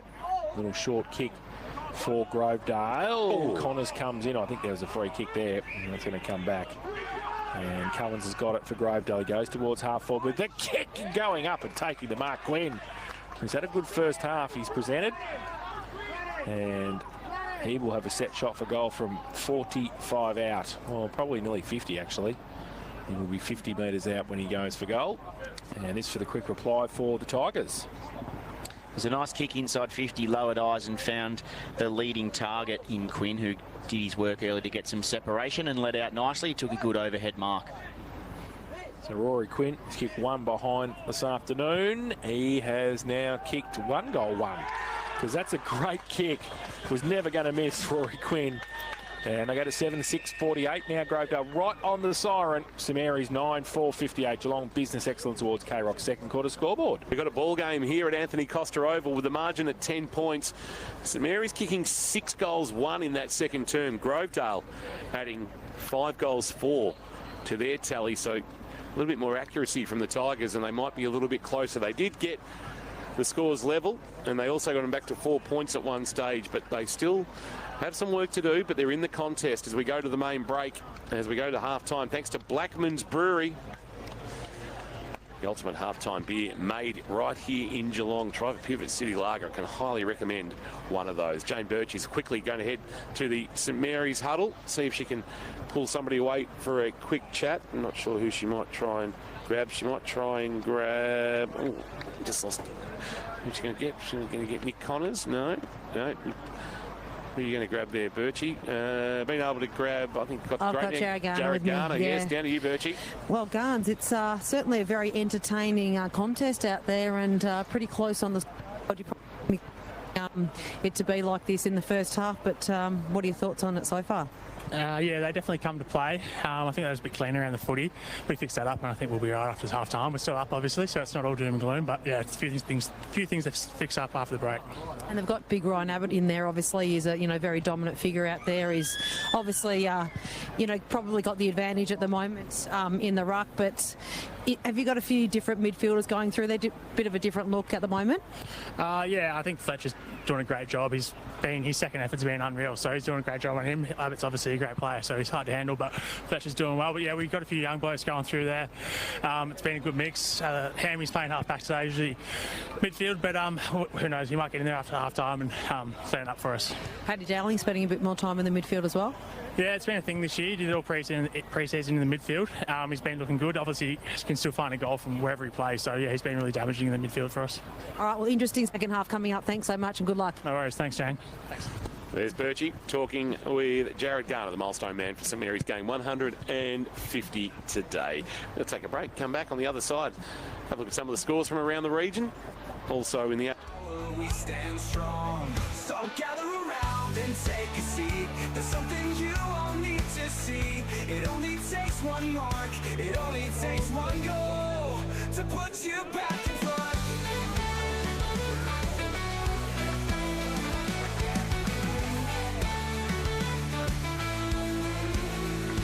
We run for each other, we run for you as one united force. We are unbreakable, so gather around and take a seat. There's something you all need to see. It only takes one mark, it only takes one goal to put you back in front. No, you were there, Lingy. She just doesn't know who you are. New year, same gear. That's Geelong and the Surf Coast's favourite brekkie team. Tom, Lingy and Lockie on K-Rock 955. Visit one of Mimosa Homes' 50 displays across Melbourne and Geelong. Since a bloke named Bill started cutting timber in a mill back in 1980, Barwon Timber's been the builder's best mate ever since. Whether you're stick framing or need prefab frames and trusses, Barwon Timber's got what you need for every building stage. Geelong owned and operated with trade quality products in stock, ready to go. Barwon Timber, Fellmongers Road, Breakwater. The team that builders just keep coming back for. I'm going down to Barwon Timber. Time to take a look at the stats for the game so far. Thanks to Curse Hire, we have Bruce. Oh, yes. Well, we've got some exciting weekends ahead, that's for sure. They've got the range, the quality, a strong team. In fact, did you know they've clocked up over 40 years in Geelong? The Cats. They've been around a bit more than that, Bruce. Oh, no. Kerr's higher. What about the stats for the game? Well, statistically, I shouldn't even be here. I've got a patio to pay. Kerr's Hire, North Geelong, Grovedale and Ocean Grove. kershire.com.au. Get a good night's sleep with Harvey Norman, Corio and Warn Ponds. Quality mattresses by Tempur, Sealy Posturepedic, Sleepmaker and King Coil by A.H. Beard. With major savings. Adjustable bed bases, bed frames, kids' bedroom furniture, bunk beds and storage pieces. Customisable Australian-made bedroom furniture to suit your space and style. Luxurious pillows, quilt covers, sheet sets and more. Get behind the Cats this season with your locally owned and operated Harvey Norman, Corio and Warn Ponds. Here's another powerful reason to choose Tyre Power. At Tyre Power, you deal with owners who are proudly independent. We're not just tyre experts. Tyres are our life and livelihood. And because many Tyre Power owners are part of your local community, you can trust our family to look after yours. Visit tyrepower.com.au or call 13 21 91 for your local independent owner. Thanks to our #1 ticket holder, APCO. Fueled by APCO Cafe 24/7. Half time back here at Anthony Costa Oval on a Saturday afternoon, an absolute cracking Saturday afternoon at that too. Well, it's half time for Blackman's Brew, the ultimate halftime beer made in Geelong. Ren and Jess Blackman, all the team do an absolutely cracking job. Mervyn Pale Ale, the local pale ale, and my personal preference, the Pivot City Lager, is a very, very nice drop. Jane Birchie's boundary side for us for Leopold Sporties this afternoon. Birchie, just a couple of blood rules, but nothing else of any real note for St John of God? Yeah, no injuries, which is good for both teams. Just as you said, a couple came off for the blood rule. St John of God Hospital caring for our community for 50 years. Let's go around the grounds for Leopold Sporties. And AFL-wise, Hawthorn have just got a little bit of separation on Melbourne at the MCG, but have been made to work hard, and the Demons have sort of kicked themselves out of it. 9-9-63, playing 6-14-50. Earlier today in the VFL round 7, Werribee 11-11-77, no good against Box Hill 14-9-93. The Hawks, and in VFLW Geelong, another loss. It's been a tough baptism of fire for Taylor Hassett as a new coach. 2-5-17, Sandringham 10-6-66. Which of the local leagues, which would you like to start with, Jason? We'll go to the Geelong Football and Netball League to start with, Tom. Newtown 44, Leopold 19. Ooh. South Barwon 89, North Shore 8.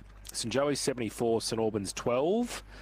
One game has started, and there's no score yet. Geelong West and Lara, not sure what's going on there. They were supposed to start at 3:20. Well, with the fact that the senior game, the GD FNL game, didn't start till 1. Well, actually, now that you say that, I believe, so we'll go to the Geelong and District Football and Netball League. That is still going. 29 and a half minutes they've been playing. Whoever thought that bouncing that at 1 o'clock meant they could bounce at 3:20 was mad. Why didn't it bounce at 12:30 and just shuffled everything back?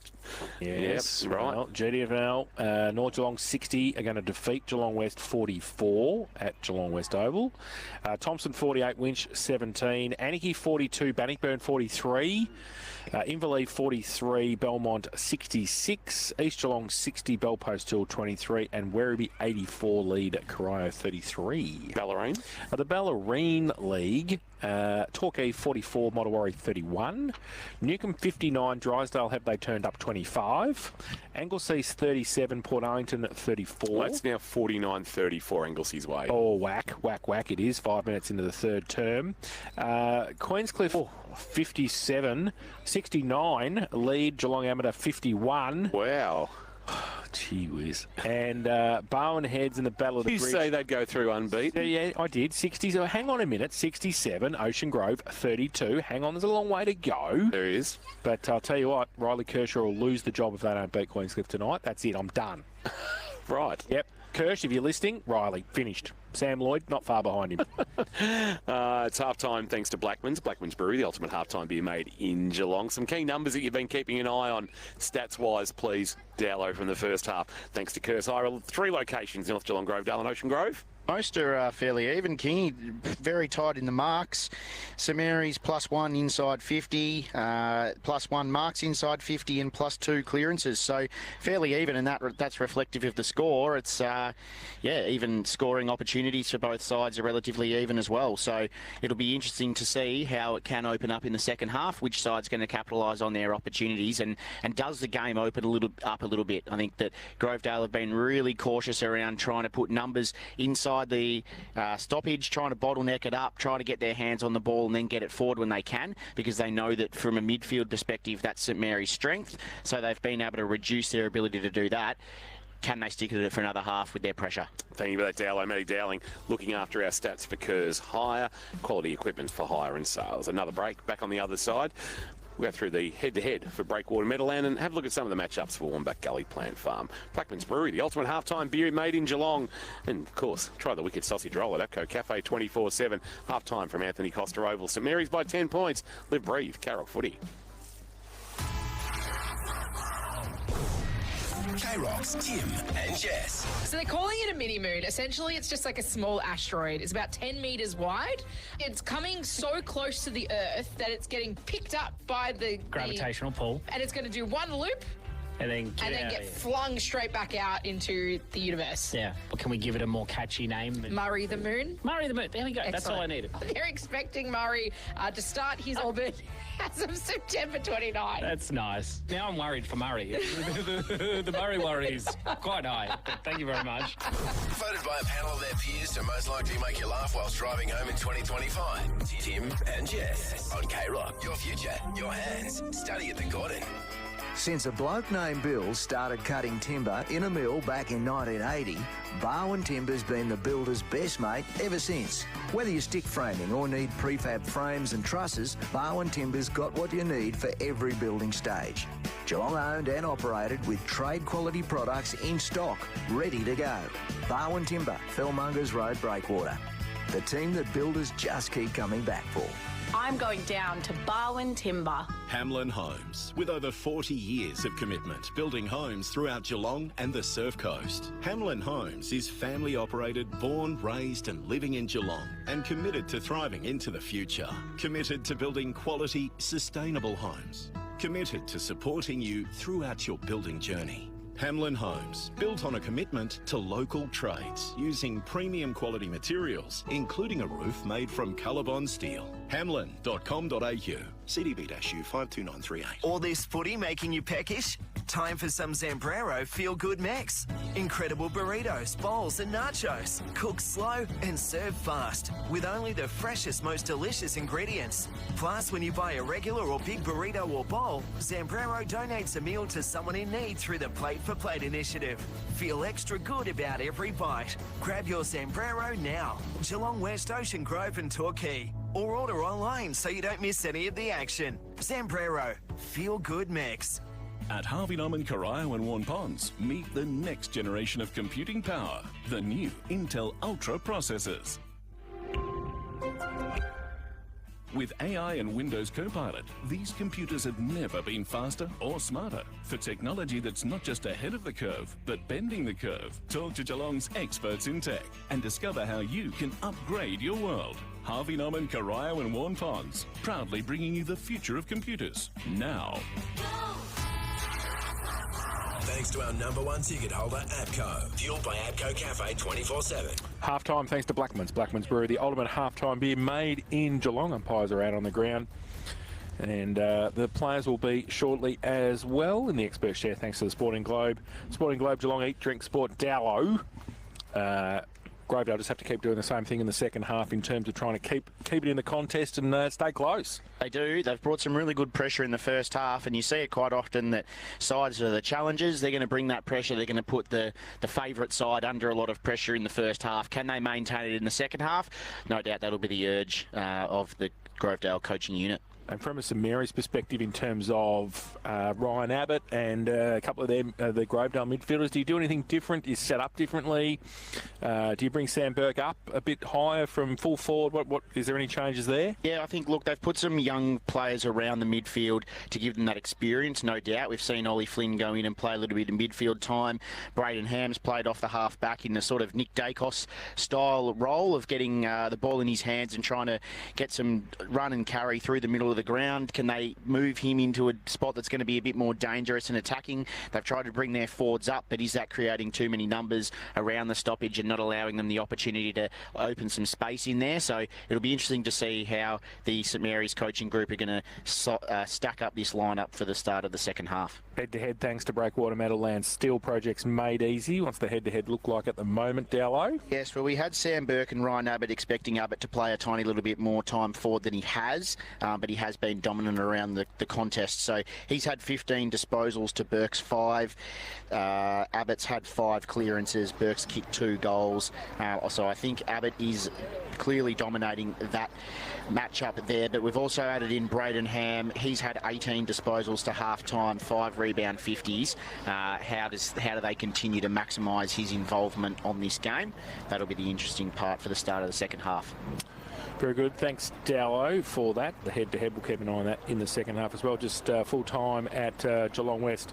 North Geelong, 8-12-60 defeated the Giants, 7-7-49 in the GFNL this afternoon. So they'll be able to race on and get the GFNL game started.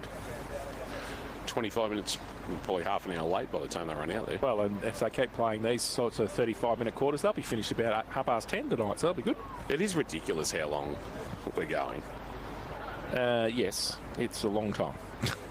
It's a very long time. Anyway, we don't make the rules, we just commentate on it. No, that's very true. Third quarter not too far away thanks to Barwon Timber. Both teams are out there. Birchie's down there as well. Boundary side for Leopold Sporties. Just let Birchie find her feet after just doing a little Coke no sugar run. Yep, just keeping everyone refreshed. Would have got a Blackman's, but we can't do that yet. No, have to wait. A couple of hours, won't hurt us. 945876. It's a good crowd here, the Savo. Birchie, and I think they've got a little ladies' day. Yeah, there's the rooms are done up with pink, so perhaps a fundraising event. BCNA, Breast Cancer Network so Australia. That's fantastic. And big crowd on the deck. They've got the luxury here, St Mary's, with the heaters overhead. So Gallo had his pink cap on at college this morning. Did he? APS pink round today. I had pink cap, yes. Pink cap on. Should have kept it on. Oh, should have. It was beautiful. Queenscliff are now 25 points clear of Amos. Well, Riley, I hope you enjoyed your coaching career. What about... Jamo did put it on the table in the Addy. that it was a battle of David and Goliath. He loves that sort of stuff, doesn't he? He's the ultimate salesman. He is. He's good for local footy, Jamo. He is. Absolutely. He's been great for local footy for 15 years. Yep. Players in position, umpires in position, just waiting for the last remnants of the crowd to make their way off Anthony Costa Oval. And this is where we'll learn a little bit about, they talk about evolve, was the word used by Jacob Spalding at quarter time. This is where we find out a little bit of the evolution of Grovedale and whether they can go the distance with you would have to say, a more talented team, Dowler. Yeah, absolutely. And there have been a couple of changes. We spoke about how St Mary's might change. Braden Ham to the wing, Paddy Dowling out of the square at full forward. Third term for Barwon Timber, and we're underway. Here's Jace. Abbott gets it down in the middle as usual. Ford got the handball out, but there is Ham coming off the wing. Handball was beautiful. Ford of centre 50 goes to Jansen. The crowd, the loose man. Cook, his handball was terrible. Missed the target. McHugh got back there for Grovedale. Kick by Campy was partly smothered. Still at half forward for St Mary's on the up through the middle. They get it back to Ham. Finish it off. 45 from goal. He's missed it to the near side and out of bounds. On the full, he's nearly put it in the KFC bucket. Oh, it's out of bounds. It will be a free kick to Grovedale, who goes short. White plays on, goes across his face, the face of goal to the outer side. Now up towards in front was McMahon. Oh, Shepherd said the umpire. Free kick, is it? Yes. Going to Walker at half-back for Grovedale. Walk up, short kick. Oh, Billy Ford flying spectacularly, but couldn't take the mark. Sprague, Ham, Lang through traffic, got through two tackles all a bit too easily, and then a short kick was okay. Harry McMahon takes the mark. He's outside 50 though. He'll set it up into the forward pocket, looking for a mark. And, well, I reckon Burke was being either held or pushed, and he sold it well enough that it's going to come back. And Sam Burke, who kicked the last two goals for St Mary's of the second quarter to push the margin out to 16 before Rory Quinn got one back on the halftime siren for the Tigers, will have a chance to kick his third of the afternoon. I don't know whether there was a hell of a lot in it, but he certainly made the umpire make sure that he saw that something happened in that marking contest. Left forward pocket will suit the right footer. Man of the mark stands about 20 from goal, and he has missed to the right. Just pushed it across the face to our side, and the margin is now 11 points. 9-5-59. Sam Burke with 2 goals won. Grovedale 7-6-48. 2 minutes played on the Barwon Foods third quarter time clock. White plays on, kicks it to Ed Adams in back 50 for Grovedale. Wheels on that left and kicks it into the car park. Out of bounds on the full, so we're going to have a free kick. St Mary's to take it. Ryan Pendlebury has got it just forward to centre wing. Chips the ball. Lang takes the mark. Right foot kick on the lead. Good kick. Good mark, Burke. A lot of space between him and where he was when he was leading to, and he was able to just roll in about 40 out directly in front and take the mark. Beautiful build-up of play there for St Mary's. Pendlebury was able to go inside and shift the ball from the out on the full kick to Lang, and then Lang's kick inside 50 to Burke. It was just taken off the line a little bit, nice and low, off to the angle, and Burke, he had a mountain of space inside 50, and he was able to lead and take an uncontested mark. Comes in now, 40 out directly in front. That's a better kick. Goal umpire says, Sam, you've got your third. And that is the 10th for St Mary's. They go to 10-5-65. They lead Grovedale 7-6-48. Barwon Timber K-Rock third quarter scoreboard. So straight away you're able to see the little bit of change in personnel and structure with Ham now coming off the wing and going inside to the centre stoppage. He's got his hands on the ball immediately this quarter with 3 touches and an inside 50 already. Just that driving ability from him to set up the play for St Mary's.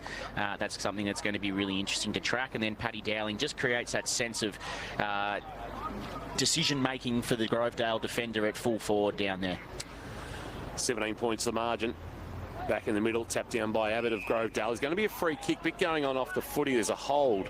So the non-controlling umpire has seen Billy Ford being held onto, and he'll take the resultant free kick in the middle of Anthony Costa Oval. Ford, driving ball. It's not a great kick. Quinn, though, is going to be the beneficiary of a hat kick. He did not get good purchase at all, Billy Ford.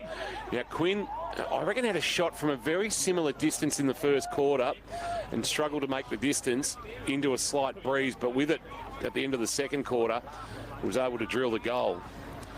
But this is important to stay in touch.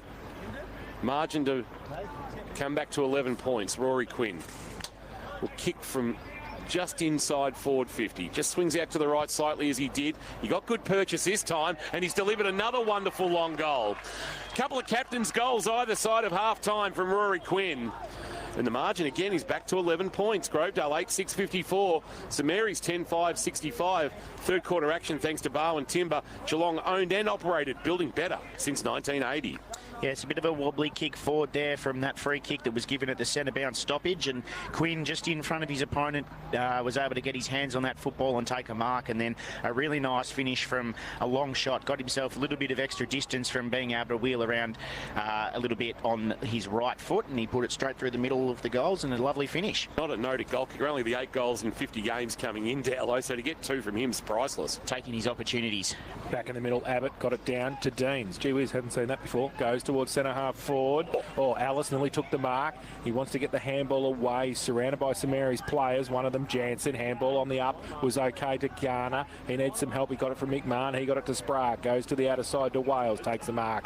And that is St Mary's in a nutshell right there. Got it outside to half back. Wales, short kick. And taking the mark is Ham. 65 from the Grovedale goal. At left half back, Braden Ham. Down the line, long kick. Over centre wing, Abbott gets back there. In front, Hughes didn't take the mark. Garner front and centre was good. He got it on the outboard to Bartolo. They go further afield. Kick inside 50 to Dowling, and that is good footy. Paddy's got it and will shoot the goal from 45 out. A bit worse than a 45-degree angle, but good for a left footer of Paddy Dowling's football skills. We'll see how he goes. So this for a quick reply to the Quinn goal. Margin at the moment 11. Hasn't kicked a goal yet this afternoon, Patrick, after kicking 10 last week. Comes in left foot kick. Goal umpire says missed. And through for 1 behind. 10-6-66 now, St Mary's. Grovedale 8-6-54. Barwon Timber K-Rock. Third quarter scoreboard. Waiting for the ball to come back into play. It's Kaya with the footy. He'll run out of his defensive goal square, run his full measure, and then deliver a left foot kick out of bounds on the full almost, although Abbott next to the boundary line was able to reel it in, take the mark. It's a good get out to have, isn't it, when you've got Ryan Abbott as your target for a long kick in. Abbott, and now a 50-metre penalty. So a third 50 of the afternoon, and Abbott will be marched towards just forward of... Yeah, it's actually got to come back to Ryan Abbott to take the kick. Liam Jardine's taken it, but the player that was infringed against at the 50 has to be the one taking it. Now he'll take the kick and then kick to Nathan Deans, as Jardine was going to do. Deans with plenty of room to move, 70 out from goal, drives it long to about 20 out, but Rudd getting back has taken the defensive mark for the Saints. He'll put it across the face of his defensive goal to Harry McMahon in the right back pocket. He goes into the corridor to Hamish Burke, and he'll mark. They're making it hard for them to get any real flow. Lateral kick to Harry McMahon, still got it in the right back pocket, and he'll be forced, you would say, to come down this broadcast wing, although he wants the corridor, and he's gone back to Hamish Burke. So they're just racking up their premier data points. He goes wide and finds Pendlebury, who's all alone in the left back pocket. The veteran's got it. Veteran of 81 VFL games across a handful of VFL clubs. Drives a kick towards the outer wing. It's a beautiful ball, and Ham has taken the mark, the former Bomber. Ham plays on now, left foot kick long. Oh, that's a great kick too to Fletcher Hughes, who takes the mark. 50 from goal. He wants to move it on quickly. He's got a pretty open forward line, but they're all saying just settle down, Fletch, and have a shot for goal. And he will do that now. Breeze will be behind him as he kicks at the southern end of Anthony Costa. And a chance for St Mary's 11th of the afternoon, and to take that margin out, back out to 18. Big Ruckman comes in, very close to the man on the mark, gets everything for it. The goal umpire says has not moved. Stood right in the middle of the goals and said, Fletch, you've kicked one.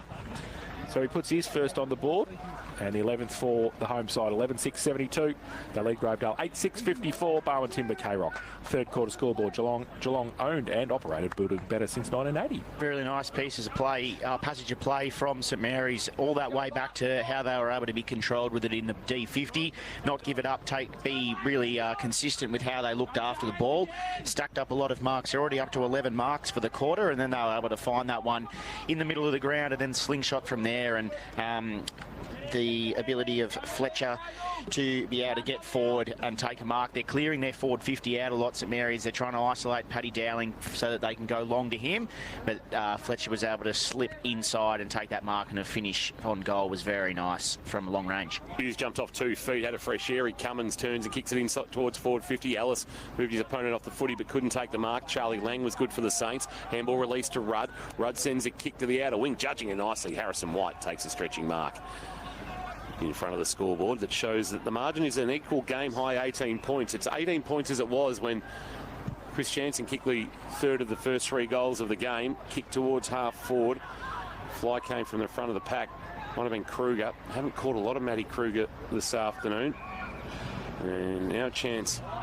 How's that advantage? Well, advantage has been paid, and it was a free kick paid, and it's Ed Adams with the footy shielding his eyes from the low-hanging westerly sun. Kick inside 50, McCarthy the target, but they're queuing up defensively, and the mark taken there by Pendlebury, using his class to kick short and find Lang. He went to go with the handball back to Paddy Dowling, who's wanting a piece of the Sharon, but decides now to kick wide, and there should be a free kick to Nick Dowling there. He went to mark, he was held by McHugh, and Nathan McHugh can't really argue that one at the point of the square at left half-back.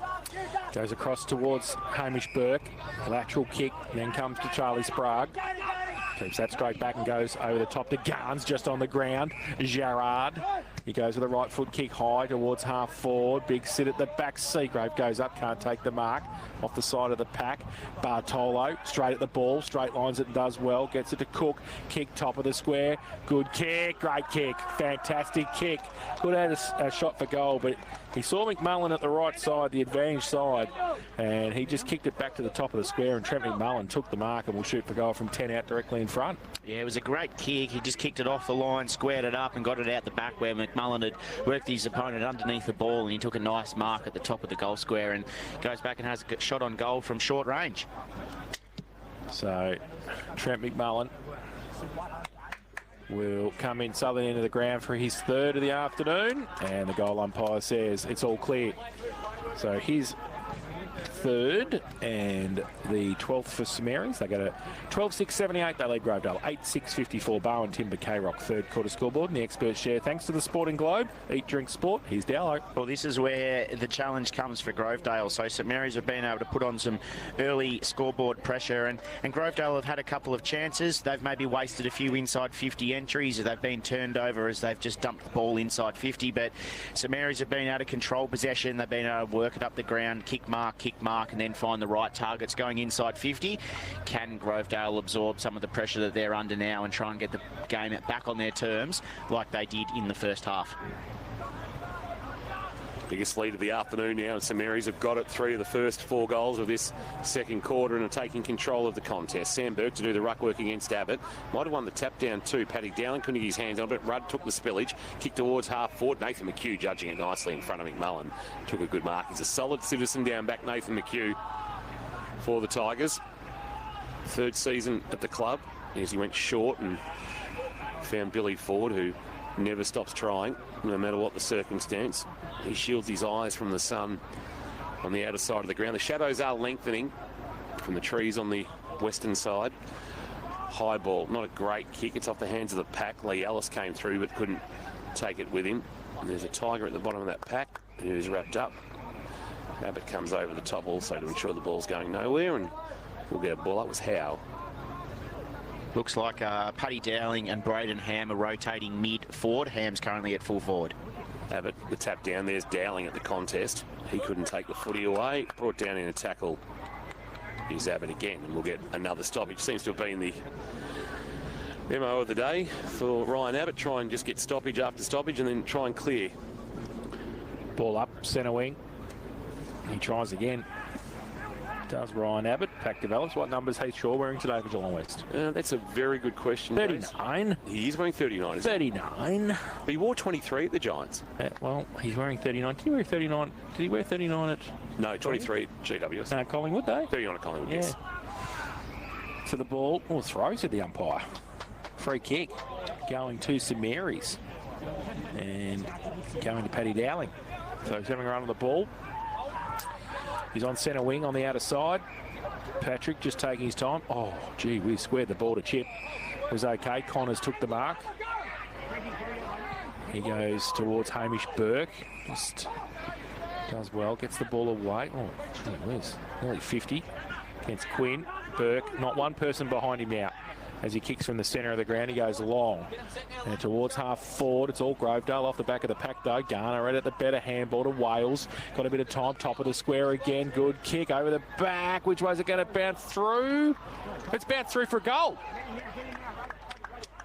Just conferring, making sure the umpire, the goal umpire. Wales kicked the ball towards the square and has kicked the goal. Metricon goal of the day. Can you believe it? His second. Chris Jansen's up and about. He loves it. And Elijah has kicked his second. And there was an opportunity for Schultz to touch it there for Grovedale at the back, but he didn't get a hand to it, so they were just conferring about. But Wales has put his second on. 13-6-84 St Mary's, Grovedale 8-6-54 Barwon Timber, K-Rock third quarter scoreboard. Yes, that ball coming inside 52. Grovedale defenders, it was a 3v1, and then they actually spoiled themselves, and the ball hit the deck, and Wales picked it up, and then it was a little bit of an off-spin style of bounce, and it just rolled through in the vacant goal square over the top of Braden Ham and his opponent down at full forward there. So a nice finish from Elijah Wales. The veteran from Myrtleford. Back in the middle, McCarthy doing the ruck work against Sam Burke. And now it's Jansen, who's been good today. Kick inside forward 50, and Kruger was beaten point blank. He misjudged the flight of the footy, and the mark's taken on the chest. And Braden Ham will go back and have a shot from about 25 out directly in front. And this is actually getting out of hand for Grovedale. They got back to within 11 points when Rory Quinn goaled at the 5-minute mark, but this is for a fourth consecutive goal. A little burst over the last 7 or 8 minutes, proving the difference and almost putting this one to bed. Braden Ham, 30 out, directly in front, no problems. Bit of class there from Ham. First of the afternoon for him, just the second of the season. And the margin is now 36 points in the blink of an eye. 14-6-90. Grovedale 8-6-54. Third quarter, K-Rock. Barwon Timber scoreboard. Barwon Timber, it's Geelong owned and operated and building better since 1980. Here's Gallo for the Sporting Globe. That was a little bit of class there from Braden Ham. Just the way that he was able to use his body, work his opponent underneath the ball, and then take what was an uncontested mark, and a very nice finish on goal. And just a little stat, St Mary's, they've had 5 marks inside 50 this quarter, so they are being able to make some really good choices going inside 50, and a bit of class rotating down there with Dowling, Burke and Ham. They're all able to capitalise on those inside 50s when the ball's coming in. So back to the middle. McCarthy in the ruck now, up against Hughes. And can be held up in the middle again for a secondary bounce. Big pack around it. McCarthy, Hughes gets it down. Deans. Drysdale are making their move on Newcomb. Jansen put a saddle on Speedy and rode him into the ground. Speedy's just taking his time to get up, get the ball back to umpire Burns, who will throw it up in the middle again.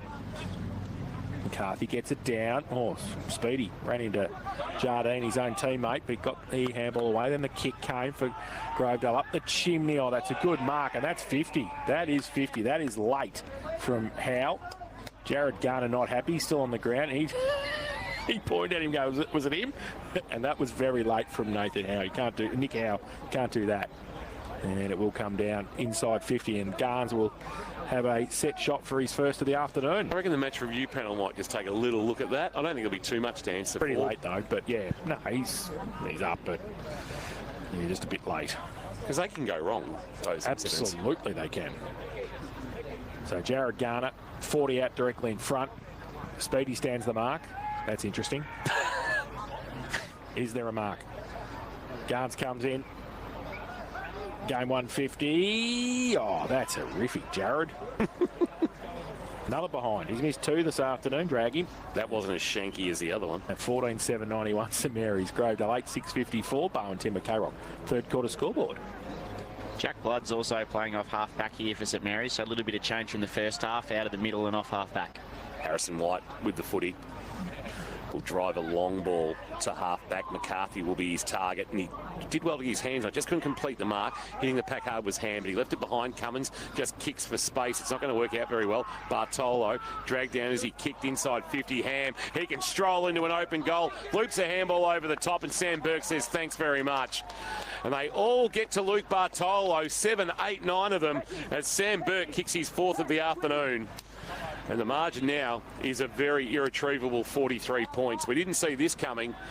15-7-97, Grovedale 8-6-54. The Saints have put some hurt on the Tigers in this third quarter, thanks to Bowen Timber. Bowen Timber, Geelong owned and operated and building better since 1980, and St Mary's have been better since half-time, Dowlo. They have, and I think that change has stemmed off the back of Braden Ham going into the midfield. He got first hands on the ball at that stoppage, and then he was able to fire it out, and then he absolutely spat hard forward and got the mark uncontested in the forward 50, and then unselfishly could have finished on goal, but handballed over the top to Sam Burke, who kicks his 4th.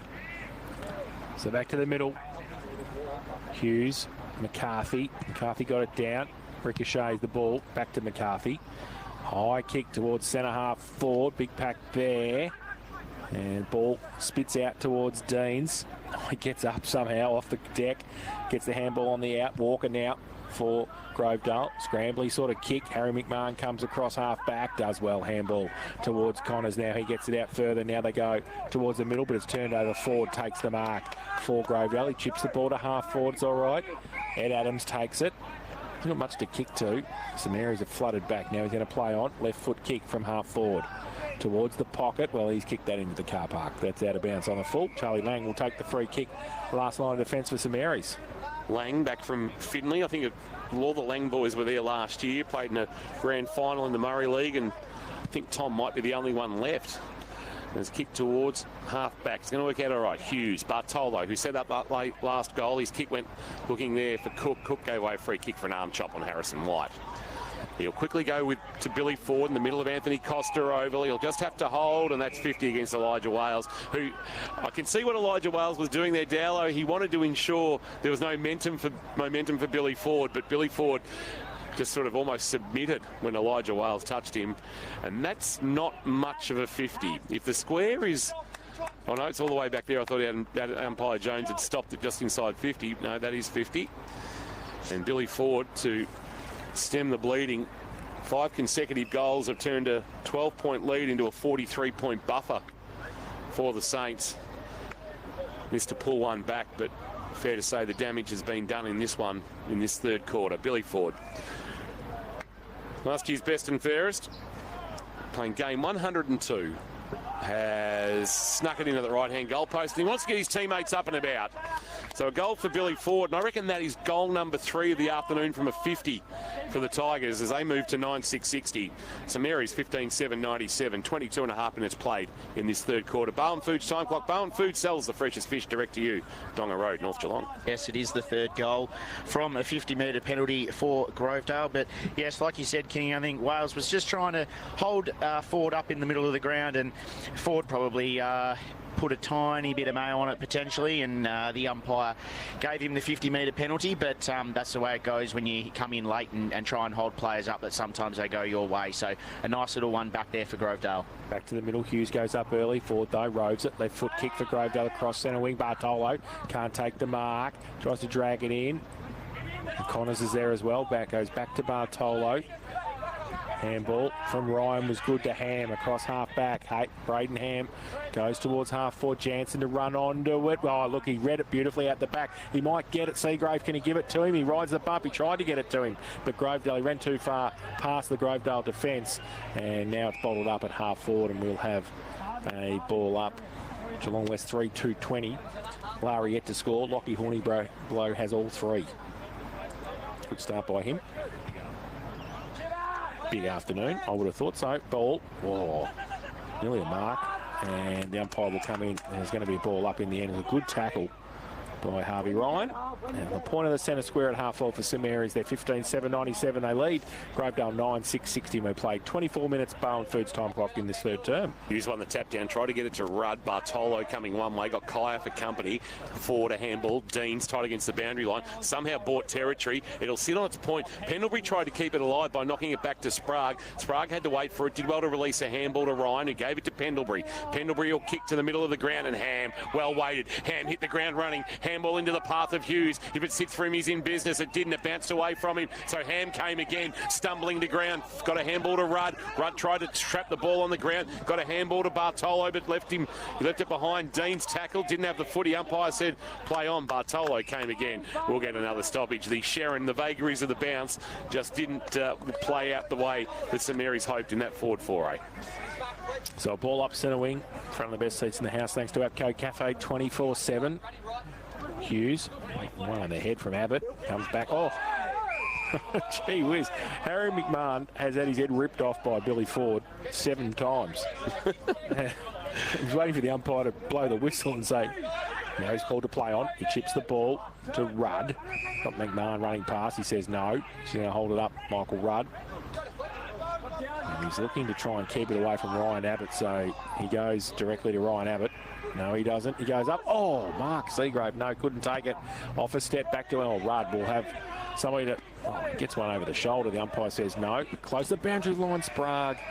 And also there was Sam Adams, and they hold each other up from going straight into the coach's box for St Mary's.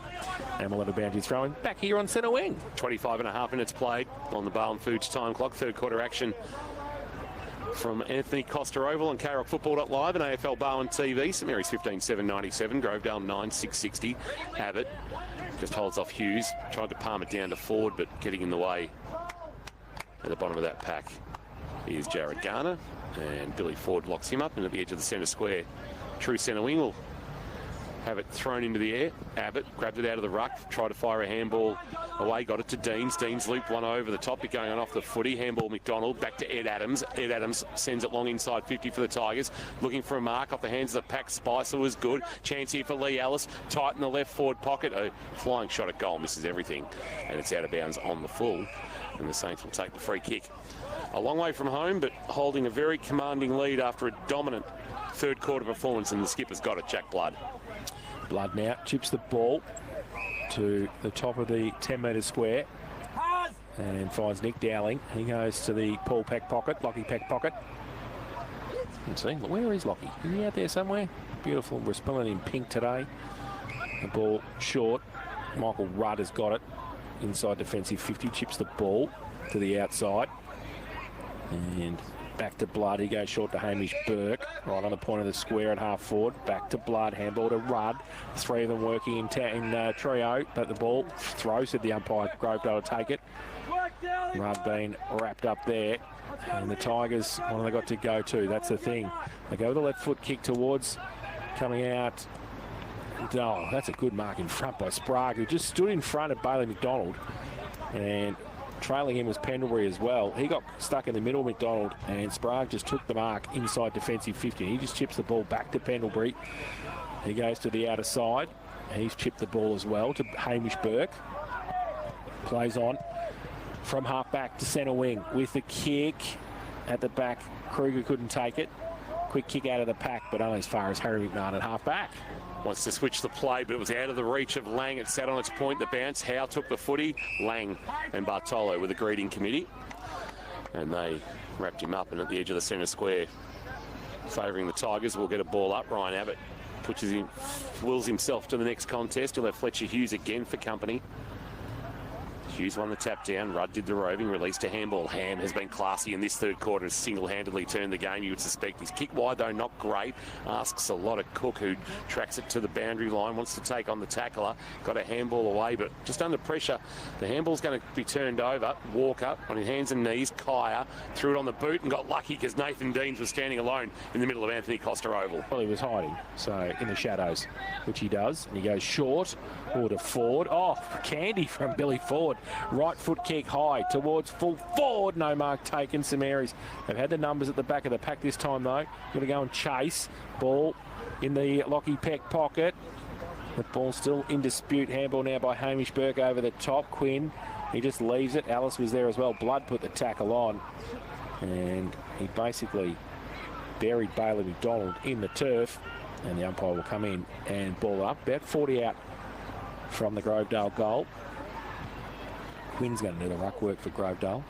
Up against Hughes, who gets it down easily. Quick kick from the pack. Blood goes back, punched away by Radcliffe. He goes backwards with the punch, but it goes forward now towards Walker. He's wrapped up. Pressure on. Coming up some Marys. Defenders. They get it to Walker again on the boundary line. He tumbles the punt inside. 50. Standing there, Charlie Sprague. Read it the better and took the mark, and will switch laterally to Harry McMahon. Hasn't got much on this broadcast wing, so he may have to go back, although Sprague's worked hard for him forward of the footy and takes the mark at right half back. Saints in control, leading by 37 as we approach 30 minutes played on the Barham Foods time clock. Ryan Abbott comes through a well-earned rest, and Joe McCarthy will have to position himself as the siren sounds for three-quarter time. Well, there's 8 goals kicked in that term, and we've gone less than 30 minutes, so work that out. 15-7-97 plays 9-6-60, and St Mary's with a 5-goal burst after the margin was cut to 11 points by a Rory Quinn goal at the 5-minute mark. 5 consecutive goals. Hughes, McMullen, Wales, Hammond, Burke. That's Sam Burke with his 4th of the afternoon turned this game on its head. 15-7-97, 9-6-60. We'll take a break after that third quarter, thanks to Barwon Timber from here at Anthony.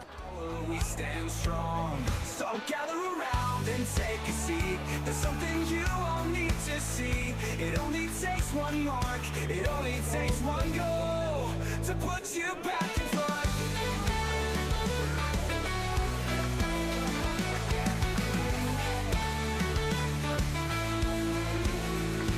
We run for each other, we run for you. As one united force, we are unbreakable. So gather around and take a seat. There's something you all need to see. It only takes one mark, it only takes one goal to put you back in front. Well, all right. Drive home in 2025 with Tim and Jess on K-Rock 955. Your future, your hands. Study at the Gordon. Do you know what's as Geelong as the GFNL? Blackman's Brewery. Family owned and run, Blackman's makes local beer right here in Geelong and the Surf Coast. Whether it's a crisp, refreshing local Pacific Ale, Mervyn Pale Ale, or a classic Blackman's beer, it's Geelong brewed and always delicious. It's the ultimate halftime beer. Blackman's Brewery, an Australian champion brewery. Beer for everyone. Settle into your favourite at a Blackman's Bar in Torquay, Grovedale and Ocean Grove. Breakwater Metal Land. Steel projects made easy. Need your steel cut to any size while you wait? Easy. Need your order delivered anywhere within 50 Ks? Easy. Want a better choice of steel products like flat bar, RHS, SHS and angle steel products? Easy. At Breakwater Metal Land, they love talking steel and they'll recommend the right products to make your job easy. For your construction, landscaping or DIY project, choose Breakwater Metal Land for steel products made easy. BreakwaterMetalLand.com.au. Time to take a look at the stats for the game so far. Thanks to Curse Hire, we have Bruce. Oh, yes. Well, we've got some exciting weekends ahead, that's for sure. They've got the range, the quality, a strong team. In fact, did you know they've clocked up over 40 years in Geelong? The Cats. They've been around a bit more than that, Bruce. Oh, no. Kerr's higher. What about the stats for the game? Well, statistically, I shouldn't even be here. I've got a patio to pay. Kerr's Hire, North Geelong, Grovedale and Ocean Grove. Kerr'sHire.com.au.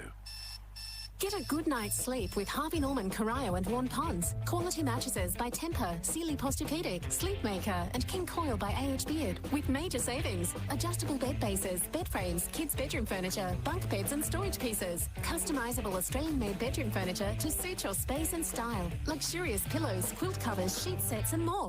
Get behind the Cats this season with your locally owned and operated Harvey Norman, Corio and Warren Ponds. Thanks to our #1 ticket holder, APCO. Fueled by APCO Cafe 24/7.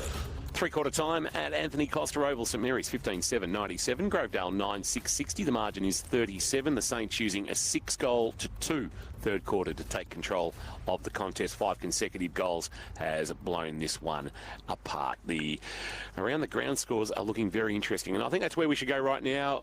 Jason Doherty, let's have a look at the GFNL. Yes, Newtown 66 lead, Leopold 41. Southbourne 163 to lead North Shore 8. St Joey's 110, St Albans 44. And Geelong West 40 lead Lara, yet to score. Ouch. Ouch. Ballerine, where things are a little bit tighter. Yes, Torquay 54, Mottawarri 51. Newcombe 69, Drysdale 51. Anglesea 70, Port Arlington 67. Queenscliff 109, Geelong Amateur 82. The upset's coming. And Barwon Heads 105, Ocean Grove 39. GDFNL, one result already in 5 games in progress, I should say. Yes, North Geelong defeated Geelong West 60 to 49. Thompson 108, Winchelsea 49. Bannockburn 70, Anarchy 58. Belmont 97, Inverleigh 71, East Geelong 100, Bellpost Hill 30, and Werribee Central's 107, Coria 64. AFL-wise, Hawthorn in the end pulled away from Melbourne to win by 35 points, 13-13-91 to 7-14-56. VFL, Werribee 11-11-77, another loss, this time to Box Hill 14-9-93, and in VFLW, Geelong 2-5-17 remain winless after a month. Sandringham 10-6-66. Let's have a look at the game to three-quarter time through the eyes of Matt Dowling for the Sporting Globe. Eat, Drink, Sport, Rory Street in Geelong. Dowlo, St Mary's class to the fore during that middle part of that third quarter. Absolutely. We spoke at half-time about what moves they were going to pull to try and get themselves a bit of breathing room, and it was, as we discussed, Ham going inside instead of playing off half-back really just allowed St Mary's to gain control around those contest and clearance work, and then him being able to swap with Paddy Dowling at full forward as well. Goes forward, kicks a goal, has a couple of marks inside 50 and gives one off. He's up to 30 disposals for the day, one inside 50, 2 marks inside 50 and a goal. So he's taken a great grasp of this game. And then Sam Burke really got himself going, and he's up to 4 goals for the afternoon as well. So that's given them the breathing room. But Grovedale, they just went away from what they were doing really well, challenged them to whether they could sustain that pressure that they'd been putting on. They couldn't, whether that was just they're running out of legs or a little bit of class. That's the go. All right, we'll go down to Jane Birch, who's with the co-coach of the St Mary's Footy Club, Luke Rayner. Down to you, Birchie. Completely changed in that quarter, and I think it started in the centre there, and you really got on top in terms of the clearance work. Yeah, it's been a great game, to be honest. Grovedale have absolutely brought their contest to the game and taken a real 1v1 approach, and it's like it looks like it's starting to break up a little bit now, the game, which is a positive. So yeah, young Fletch Hughes and obviously a bit more experience around him in the midfield in that sort of third quarter has probably helped as well. And going inside forward 52, you've got plenty of options in there. That's been one of the real highlights for you today. And, you know, plenty of space to run into. So those quick little shallow entries have actually worked out to be, you know, quite beneficial today.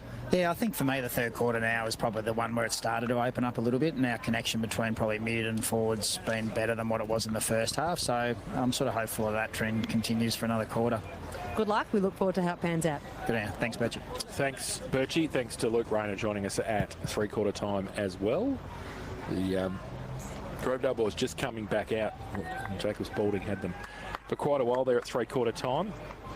Just probably how do they finish, Dowlo? That's the thing, isn't it, really? Absolutely. They've got a challenge to be able to change angles with ball use, make the ground big, try and get some speed on the ball. That's the way that they're going to win the game. They're not in a position where they need to try and save anything or go back to what they were doing in terms of contesting the ball and making it a scrap. That's gone. They've got a lead to chase down, and that's how they're going to do it, by making it big and getting some speed on the footy. Game underway at Marvel Stadium. We'll bring you that score, Essendon and Sydney this afternoon. 2 games tonight. Gold Coast and Bulldogs is a massive game for both those clubs, and so is the showdown in Essendon. 6 lead Sydney 1 early at Marvel Stadium. Just waiting for the rest of the crowd to make their way off the ground as we bring you this final quarter. Thanks to Zambrero. It's Feel Good Max. Oh, Zambrero. I love it. Yeah, very enjoyable, Zambrero. Looking forward to that tomorrow in the E.J. Winton Memorial Broadcasting Box. Oh, yes. That'll be a lot of fun. Here we go. Final quarter action for Zambrero. St Mary's by 37. Here's Jace. So Fletcher Hughes up against Ryan Abbott. Abbott gets it down. But Garner roves and gets the handball away. Blood tracks it, can't pick it up at half forward. Rudd can, but Billy Ford wraps him up straight away in the tackle. Umpire Ganacci had to come in and ball it up. It's inside the centre square. Abbott gets it down. Flynn can't take it. Kick off the ground by Deans. Gained 20 metres. Falls in the arms of Hughes. Sort of a handball to Garner. Deans in the middle. Little toe poke by Lang. Deans though. Speedy over the top of it. Now, he spends more time on the ground, Speedy, than he does standing upright. He tackled again by Hughes. And we'll have another ball up. Going up Abbott. Got it down to Ford. High kick inside 50. Big pack there, punched away from behind. Front and centre was good. Quinn, great little snap around the corner, but he missed everything. And he's put that in the KFC bucket. Oh, he's put in. Oh, I thought he put it in the bucket. Oh, goodness. Would he have won something? I don't know. Ask Ron. Habanero hot and crispy. Yeah, probably. Free kick, though, St Mary's last line of defence. So left back pocket and a long way from home.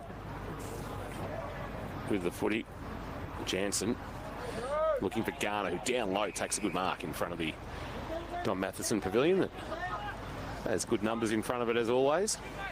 Plenty of juniors here watching the senior team. High ball from Garner. Hughes and Rudd will set themselves. Abbott there as well was too strong and too tall. Took the mark, set himself. He went to come back inboard and fortuitously decided not to, because Howe would have had that cut off. So he kicks towards the right forward pocket, and judging at best is Pendlebury. So probably the two most experienced players on the ground, both in terms of age and outside of Braden Ham, football experience in terms of level. Getting involved there. Kick to the wing. Fletcher Hughes couldn't take the mark at ground level. Putting his head over the footy was Sam Burke. Abbott took the ball, kicked on the right boot towards right half forward. Harvey Ryan played spoiler on Spicer. McDonald did the roving. Quick kick around the corner. Will bounce into the right forward pocket. It's taken out of bounds by McCarthy. Then we'll get a boundary throw in. Right forward pocket, southern end of the ground, swimming pool end, where I just don't think anybody will be in there right now. I don't think so. It's going to be nice and chilly tonight. So a boundary throw in. Just waiting for the boundary umpire to hop around and throw it back in. Oh, Port Arlington showing some cheek down at Anglesey, 77-73. Oh, go the Demons. Boundary throw in. I'm on ticket. I'll be very happy today if they get up. Boundary throw in. Nobody can take it. Ellis tried to go through the pack. He couldn't take it. Jack Blood could. Oh, great work, Brady Campy. Point of the centre square. High kick towards the top of the goal square. Punched away by Hamish Burke. Goes to the side towards the back pocket. Lang picks it up. And then he goes over the top. Bartolo. His handball inboard. Chain of handballs. Kick was partly smothered. Goes towards McHugh and Rudd. Oh, through the middle. Dowling just took a bounce and parted the sea. Then a left foot kick. Terrible off the boot. Turned it over. And Schultz, who goes across the lateral, across half-back, gets it okay. And then they go to the outer side. Grovedale. Can they pick it up, though? That's the thing. Good tackle came from Flynn. And it will be a ball up. Just forward.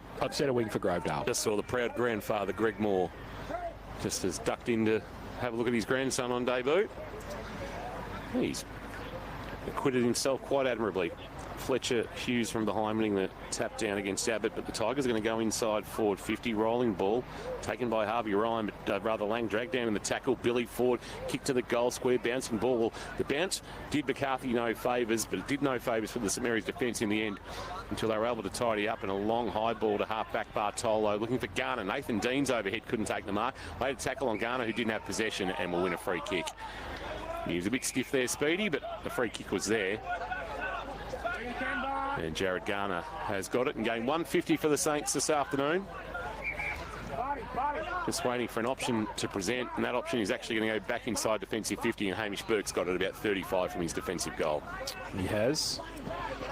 Just for everybody playing along at home. The fourth quarter has started. The clock hasn't on the board, so that'll be fun. Oh, kick, though, by Lang. Turned it over. Grovedale, 65 from goal. They get it out wide. Quinn, he picks it up, and then he gets tackled straight away. Can't go anywhere.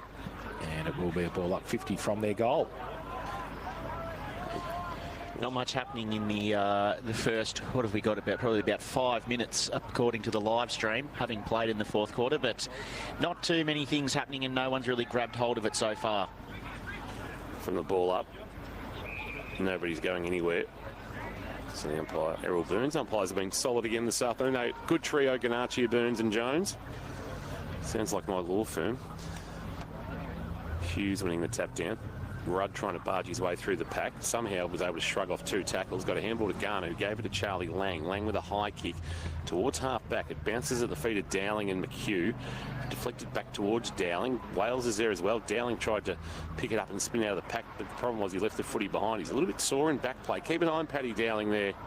Will you please, Birchie? There's a bit going on there. Now Dowling in a bit of a push and shove. They're not happy there with Nathan Howe, and we'll get it hurled back into play at true centre wing. So nearly 6 minutes played on the Barwon Foods time clock in this final quarter. Thanks to Zambrero, and there's been no move in the score. It's 97-60. St Mary's in charge, leading by 37. Hughes takes out the ruck contest, Ryan Abbott style, but it's stolen. Goes inside Grovedale's forward 50. Defenders, Ryan. Short kick out wide, and he gets it to Paddy Dowling, who Lazarus has made a recovery. Gets it to Lang at half back. Handballs it away to Ryan, runs through. Goes with a kick out towards centre wing. It's a good kick to Seagrave. Made some space for himself and took the mark in front of Schultz. He goes short to Harry McMahon. Right on centre wing in front of the best seats in the house, thanks to Atco Cafe 24/7. He goes to Rudd. Rudd just forward of centre wing. Gets a lead from Burke. He goes in that direction. He's got a couple on him. Over the back of the pack, Wales. Straight lines the footy. Does well. Kick around the corner back towards... Oh, that's great to Rudd, who takes the mark. Thought about playing on. And lucky he didn't. I reckon Ed Adams should have just waited one more step. And he would have been right. He would have been off. It gobbled him up like Pac-Man. So, Rudd, who hasn't kicked a goal yet this afternoon, he's going to be kicking from 55 into just a little breeze, a zephyr. We'll see how he goes. 4:30 from South Geelong, going behind as he goes with a left foot kick. It hasn't made the distance. It's off hands, and it's out of bounds for a boundary throw-in, I believe. Let's have a look. Nachos is going, yes, I think it's out of bounds. It is, and we'll have a boundary throw in the left forward pocket for St Mary's. They lead 15-7-97, Grovedale 9-6-60, and there has been 7 minutes played in this, 7.5 minutes played. Barwon Foods time clock in the final term.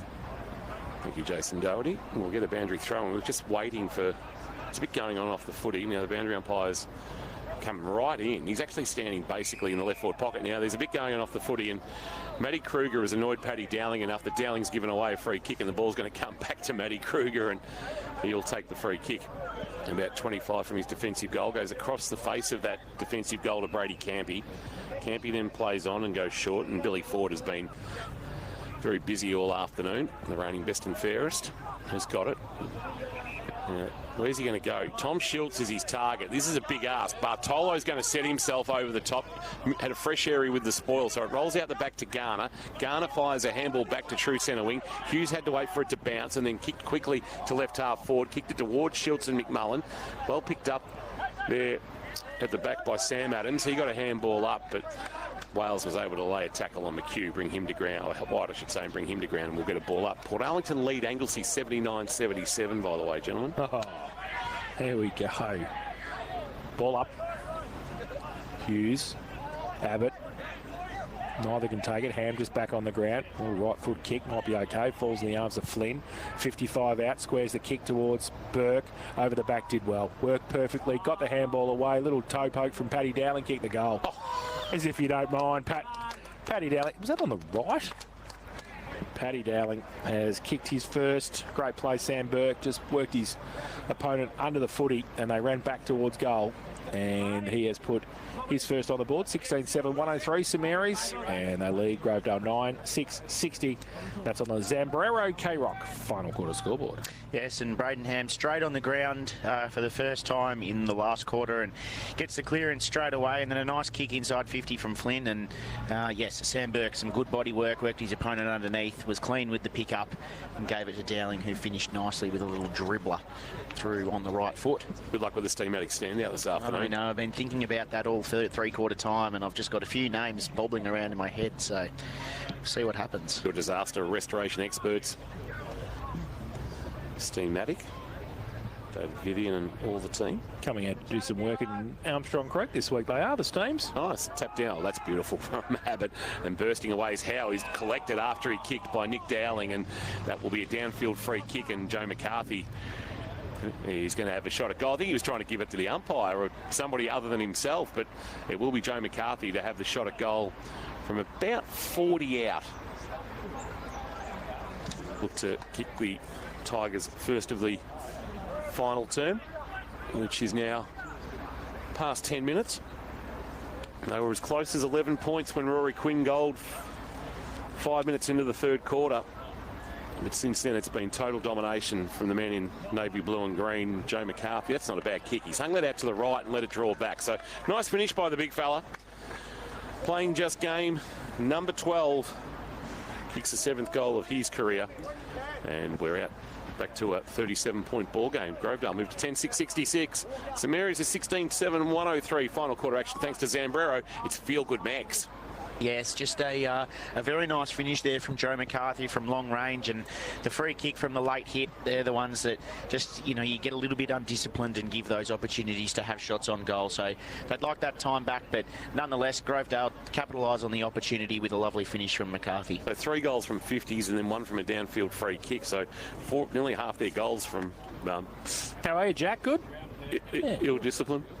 Harry, you need a new jumper too, brother. You need a new brother. Ball from the middle goes towards the half-back flank for St Mary's. They get it on the outboard. Just Ryan gives the ball to Bartolo, runs through centre wing, good, draws a play, gives it to Garner. The old man goes with the right foot kick inside 50. Back! Hamlin hanger. Great play.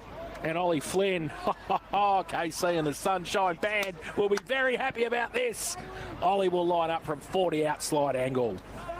It was a nice build-up again, just some composure along the wing. A couple of players getting involved with handball chains, and then, yes, Ollie got up and took a very nice mark, and we'll go back and see if he can capitalise on this opportunity in front of goal. Am I allowed to call it the Sunshine Band? I'm not sure, but anyway, I might get in trouble. See you in court Monday. Ollie Flynn comes in, 40 out, right foot kick. He gets under it a little bit. Matt Dowling taught him to kick like that, and he's put it through for one behind. He just said before that you taught him. No, you taught him too, don't worry. Okay. You taught him first, taught him second. Port Arlington now lead by 2 points.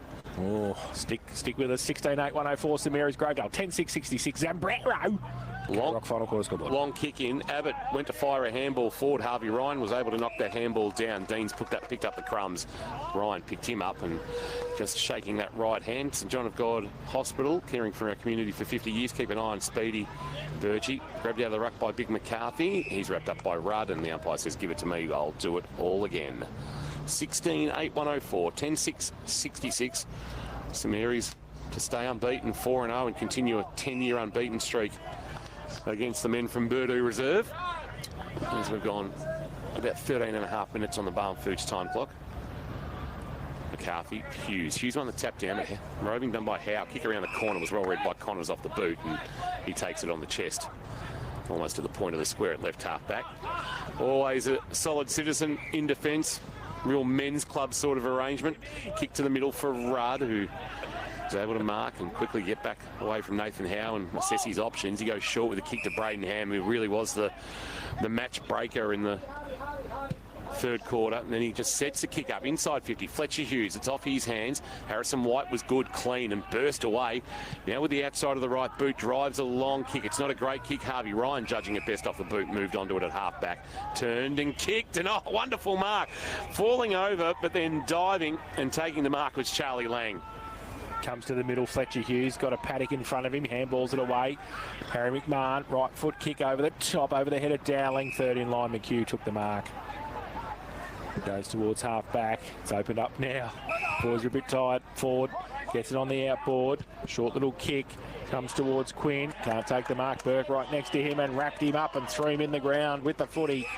And a little ball up right next to the St Mary's coaching box. Anglesey by 4. Newcombe by 1 over Drysdale at the moment. So Drysdale have come from the clouds. Ooh. Charging home late. And how the Cooters going? Are they winning? Nah, they've got that one under control, lead by 24. Oh, jeez. So ball up, McCarthy got it down, Rove by Blood. Oh, Rove the Pack did well. Got it away to Wales by hand. Oh, Elijah kicked with a tumbling punt towards Dowling. And just like his namesake, couldn't keep it in. And it's out of bounds at left half forward. No relation. No relation. Thank God for him. Torquay by 13 over Model Warrior at the moment. Gee, you'd feel for Newcombe if they were to cough that one up. Oh, well, two sides to the story. Come on, Newcombe. Come on, the Dinos. 16-8, 104, 10-6, 66 here. 38 the margin. And we've played over 15 minutes on the Barn Food time clock. Boundary umpire hurls it back in. Rudd wins a tap down. Dowling hit it at pace, but just couldn't take the footy with him. Thrown out of the pack. Rudd, handball. Wales, you can bank on him. He gives a handball off to Blood. Blood on the outside of the right boot. 1-on-1. Oh, the mark taken. It's a nice one too. Harry Seagrave was good in the contest. Had the size advantage on Harrison White and took a nice mark in his second game, and we'll go back and have a look at his third. This will be for his 6th goal from 2 starts. Young Harry Seagrave. They've unearthed a couple here, St Mary's. They're basically transitioning on the run. Only 6 premiership players have lined up this afternoon. And the shot at goal is good. So Harry Seagrave with a third. Kicked 3 on debut last week against Lara. This is infinitely more tougher opposition, but he still acquitted himself well. And the margin is 44, 17-8, 110. Grovedale 10-6, 66. It's the biggest lead of the afternoon, and it comes 17 minutes into the final term. Final quarter of the action, thanks to Zambrero. Feel good, Max. Just the score launch from the stoppage there for St Mary's. Paddy Dowling was getting really aggressive and actually took the focus of the Grovedale mids off their opponent and onto him as he was trying to get busy and get through the stoppage. And then Wales, his opponent, just got drawn into trying to defend Dowling, and all of a sudden finds himself on the outside, cleared possession, handballs to Blood, and then a nice kick from Blood across to Seagrave, who used his body really nicely. Back to the middle, getting it down. Flynn in the middle, having a run as well. He gets wrapped up, the ball spills free. Handball on the outboard. Can't pick it up though, St Mary's. They've moved about 45 metres, and they can't pick it up. Now they can. Got it out. Quick kick by Seagrave. Goes towards half forward. Oh, great roving front and centre. Cook got it to the outside as well. That's a free kick. And it has to be a hold. I need to let Matt Farrow know that it's 77 all, Drysdale and Newcombe, because they're all at Steve Dullhouse's 60th. Oh, they are too. And I've got Yappa listening to you, and I'm pacing. He's just saying, please, Kingy. So 77 apiece is what we've got, and Port Arlington now lead Anglesey by 2. And Sam Burke's got a free kick for a hold here. And Anthony Costa is going to shoot the goal from 40 out directly in front. He has kicked 4 this afternoon already, Sam. He kicked 10 last week. So this for a nice little handful. Comes in and has kicked it. So let's put it through. 5 goals for Sam Burke this afternoon. 18-8, 116. St Mary's. Grovedale 10-6, 66. Zambrero, K-Rock. Final quarter scoreboard. Zambrero, feel good, Max. Yes, quick passage of ball movement there out of the centre clearance to get it inside 50, and that's just what happens when you've got a tall, strong forward like Sam Burke, and the defender just gets a little bit worried about whether or not he's given too much room, and he was all over him with a holding free kick, and then Burke went back and finished nicely in front of goal for his 5th of the afternoon. Drysdale by a point, Anglesey by 4. Sorry, Matt Farrow. I really hope Newcombe can find a late one for your sake. Margin is 50 here for Zambrero. McCarthy and Fletcher Hughes. Speedy Deans does the roving. He's wrapped up by Garner. We'll get a ball up. Slightly forward of the centre circles. We go into the air again. Hughes and McCarthy go together. It's going to be a free kick too high against McCarthy. And it's going to come back to Jared Garner. A little push and shove there in the middle of the ground between Garner and Tyler Cummins, which is probably more of a push from Garner. The veteran says, I'm playing my 150th, so do what I like. High, long ball, Rudd in a one-on-one. There's going to be a free kick for a hold, and it's going against McHugh. So the non-controlling umpire says it was a frontal grab of the jumper, whereas the umpire who had perfect position didn't pay. Either way, Rudd's going to kick into the pocket, looking for a mark. Burke can't take it on the second bite. It's out of bounds off hands. Boundary throw in, left forward pocket. So some tight ones in the Ballerine. We'll go a full round the grounds in the 5th quarter here for Homestyle Aged Care. It's Drysdale by a point and Anglesey by 4 there. But now Ammo's within 12 of Queenscliff. Yeah, so here we go. Yeah, they might run out of time. It is 4:44, so these games have got to be close to being finished. Chance here for Flynn on debut. Lost it in the tackle. Dean slung in the tackle. He's just thrown out of there by McMullen. Dowling, bit of class. Ham will want to get back onto his left boot. Straightens up and finishes beautifully. Braden Ham, touch of class. And an interesting celebration to go with it as well. Ended up on his Tijuana. And Braden Ham kicks his second of the afternoon. And he's, I reckon, been the difference in this contest. Just the touch of Braden Ham has been able to ensure that St Mary's are able to pull away to a pretty handy victory in the end. St Mary's 19-8-1-22. Grovedale 10-6-66. 21 minutes played. Final quarter on the Zambrero. Feel good next scoreboard, and here's Matty Dowling for the Sporting Globe. Yes, it was just an exciting passage of play there. Dowling strong around the clearance, was able to fire the handball out from the aggressive Braden Ham rolling through the stoppage, and then just straightened himself up, and it was a lovely finish on the left foot and put through his second for the afternoon. So St Mary's just being able to take control of this game and really start pulling away from Grovedale, who have got a little bit tired in this fourth quarter. The ball in the middle. Abbott got it down to Ford. Bounces towards centre half forward. Comes the handball to Sprague. He goes on the outboard. Dowling goes towards Wales. Elijah goes up and takes a very good mark. A good mark for his size. Elijah. Staying the mark there is Joel Martin. Called to play on. So he goes down the line. Well, he's a good mark, but he's a terrible kick. He's out of bounds on the full, right in front of the best seats in the house, thanks to our Coke Cafe 24/7. He keeps kicking those balls there. He might actually cut that tree down properly. But it's going to be a free kick. Billy Ford's going to take it. One goal between Queenscliff and Ammo's now. Come on! Might be a draw. Oh, that's okay. I said they go through undefeated. Ford, a long ball to half forward, and it's well marked there. Coming up by Jardine. If they don't call him Doug, they're not trying. Handball off to the runner Martin, who kicks it straight into the arms of Nick Dowling, who smothers it. Sprague, Jared Garner, pushing the back. Yes. It's about time they got a couple, I think. Jardine coming in just was a little bit overzealous. Now the handball off. Blood receives it from Garner. Kick towards half forward. He wants Cook. He won't get there. Good defensive spoil comes from Brady Campy, knocking it out of bounds, and we'll get a boundary throw in. Margin at 56, and time gone is about 23 minutes on the Barn Foods time clock in this final quarters, thanks to Zambrero. Feel good, Max. Keep an eye, Kingy, keep an eye. Yeah, there's plenty of eyes being kept on games here. Yep. Drysdale 78, Newcombe 77. That is final. Hawks have won by a point. Oh, and Anglesey 95, lead Port 91. Boundary throw in, short boundary throwing forward, does the ruck work and gets a high tackle, but he doesn't get a free kick. And we'll have a ball up centre wing, right in front of the broadcast box. Best seats in the house, thanks to Coke Cafe 24/7. Hughes and Abbott. Abbott takes it out, gets wrapped up straight away by Hughes.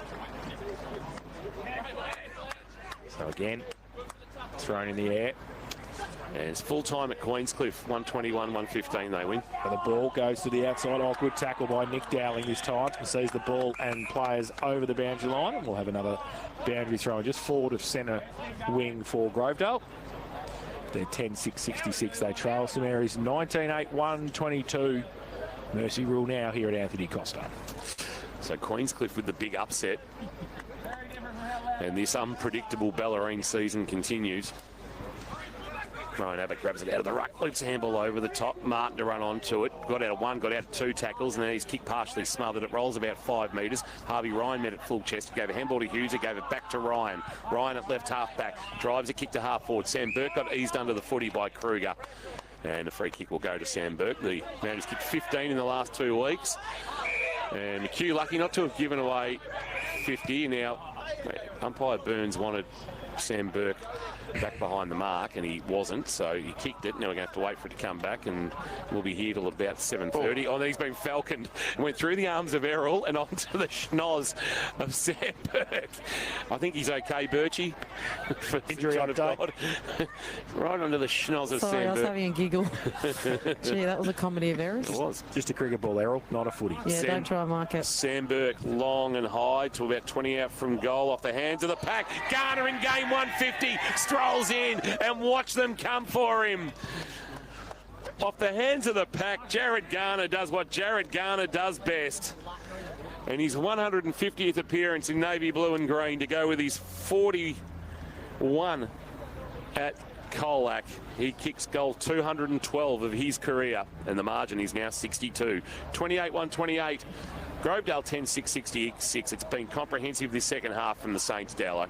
Yes, they've drawn away. They just, a few adjustments allowed them to really find their game style. And what about the collect there off the pack from Jared Garner? Very, very clean, very nice, ran into the open goal. And then there wasn't one St Mary's player on the ground that didn't get to him. So you love that sort of celebration and culture in a milestone game. So back to the middle. Hughes and Abbott. Abbott gets it down. Ford robes it, wrapped up straight away by Hughes. Has done a lot of tackling today, Fletcher Hughes. Aidan Grass has kicked 8 today. Lockie Horniblow has 6 already for Geelong West. It's going to be a fun afternoon. Jace is about to be otherwise occupied, so I'll take over commentary. Flynn, a handball out. Ham, Bartolo on his left boot. Pulls the kick back towards a one-on-one. Rudd had it spoiled away by McHugh. Ball rolled out the back. Harrison White pounced on it nicely. He fires a handball forward to Abbott. He'll look to give it back to White. Good run, although the little hand there from Hughes was good. Knocked the footy away. Howe runs onto it. He's brought down in a tackle. We'll get a ball up. And just the work of Fletcher Hughes there. Brayton Ham comes to him, gives him a little pat on the backside and says, well done, big fella. Stayed in the contest right till the end. And we'll get a ball up. True centre wing in front of our best seats in the house. Rapco Cafe 24/7. Flynn socketed away into the path of Bartolo. Just couldn't get a handle on the footy. Cummins was good through traffic. Got a handball away. Didn't have enough momentum to get it to Howe on the full. Ball spilled out. Here's Cummins. Now, advantage will be paid. Ford can drive the footy long. Looking for a marking target inside Ford 50. Defensive spoil came from Hamish Burke. Off the hands of the pack. Lee Ellis was there. He couldn't get his hands on it. And then brought to ground in the tackle. Here's Bailey McDonald, and we'll get a ball up about 15 out from the Tiger goal. Good fight in the first half from the men from Burleigh Reserve, but second half has been all St Mary's, and that burst in the third quarter proving the difference. Fletcher Hughes winning the tap down. Pendlebury doing the roving and giving a handball to Harry McMahon, who needs a new jumper. Kick on the bounce. Connors kept it alive and ran away from Ellis. Drove a kick towards the wing. Over the top, McMullen can't mark against Abbott, but Campy to clean up at the back for the Tigers. He'll send a long ball inside Ford 50. Fletcher Hughes is there. He can't mark. Ham took it. He's brought down in the tackle, but gave it to Blood. Blood to Hughes. Hughes to McMahon, and here's the run again of Blood. Blood gives it to Rudd. Rudd at the back edge of the centre square. Sends a kick into space. Sam Burke working hard. Couldn't reel it in with the one hand, but he'll recover. Take the footy. He'll look to kick on his non-preferred left. No, he comes back on the right. Drives the ball inside Ford 50. Bounce taken nicely. Flynn to the skipper. Blood shanked it to the left. Through for a minor score. Nice clean pick up there from Ollie Flynn. Dished off the handball and just unlucky not to finish in front of goal there, Jack Blood. It was a nice build-up from St Mary's. 28 minutes played. Barwon Foods time clock in the final quarter. Zambrero scoreboard. St Mary's 29-129. Grovedale 10-6-66. Long ball from McHugh to half-back. Oh, Harvey Ryan, that was unrealistic. Might have hurt himself too in that marking attempt, but it's going to end up with Rudd. Kick inside Ford 50. What's he looking for? A mark, but he's not finding one because Schiltz judged it best. Took a good grab. Going back with the flight. He'll go into the left back pocket with the kick. McHugh is his get out and he marks, but he just tumbles to the ground as he takes the mark. So he's got to pick himself up, dust himself off, and in that time assess his options. Short onto the chest of Howe, who has it inside defensive 50 still. He goes into the right back pocket, and Schiltz, he'll go short and want Kruger, and Sam Burke's cut it off. And he'll go back and look at his 6 instead, decides to go short with the kick. And top of the goal square, McMullen's there. Little soccer off the ground by McHugh, out of bounds boundary throw. And Sam Burke really had every right to go back and have a shot on his 6, Dowlo. It's too unselfish there. It's a forward coach. Just go and kick the goal. And as a forward. Don't pass him. And we nearly should be done here. We're 29.5 minutes played, and what have we had? We've had 6 goals in this final term. We had 6 in the third quarter. We haven't had any significant delays in play. And then we've got a boundary throw in the left forward pocket at the northern end of the ground. So throw in. Abbott gets it down nicely. Kick from the pack towards half forward. Ball comes from Pendlebury. Goes back to the top of the square. They're lining up. St Mary's. They can't take the mark. Oh! Kick from very deep, has gone across the road, I reckon, and into the Cafe. Hey Cafe, I think. And that was what you would term a shank, big time. And the free kick, once we get the footy back, which will continuously keep us going. We'll be here until about 8:30 the way we're going. And the ball is with Nick Dowling. So he's going to take the free kick at left half forward. He goes along with the kick. That's a good kick for goal, and he's kicked the goal. Nick Dowling has joined the party. Metricon goal of the day from Nick Dowling, his first of the afternoon, and the 21st for St Mary's, 21-9-135. They lead Grovedale 10-6-66, and that's on the Zambrero K-Rock final quarter scoreboard.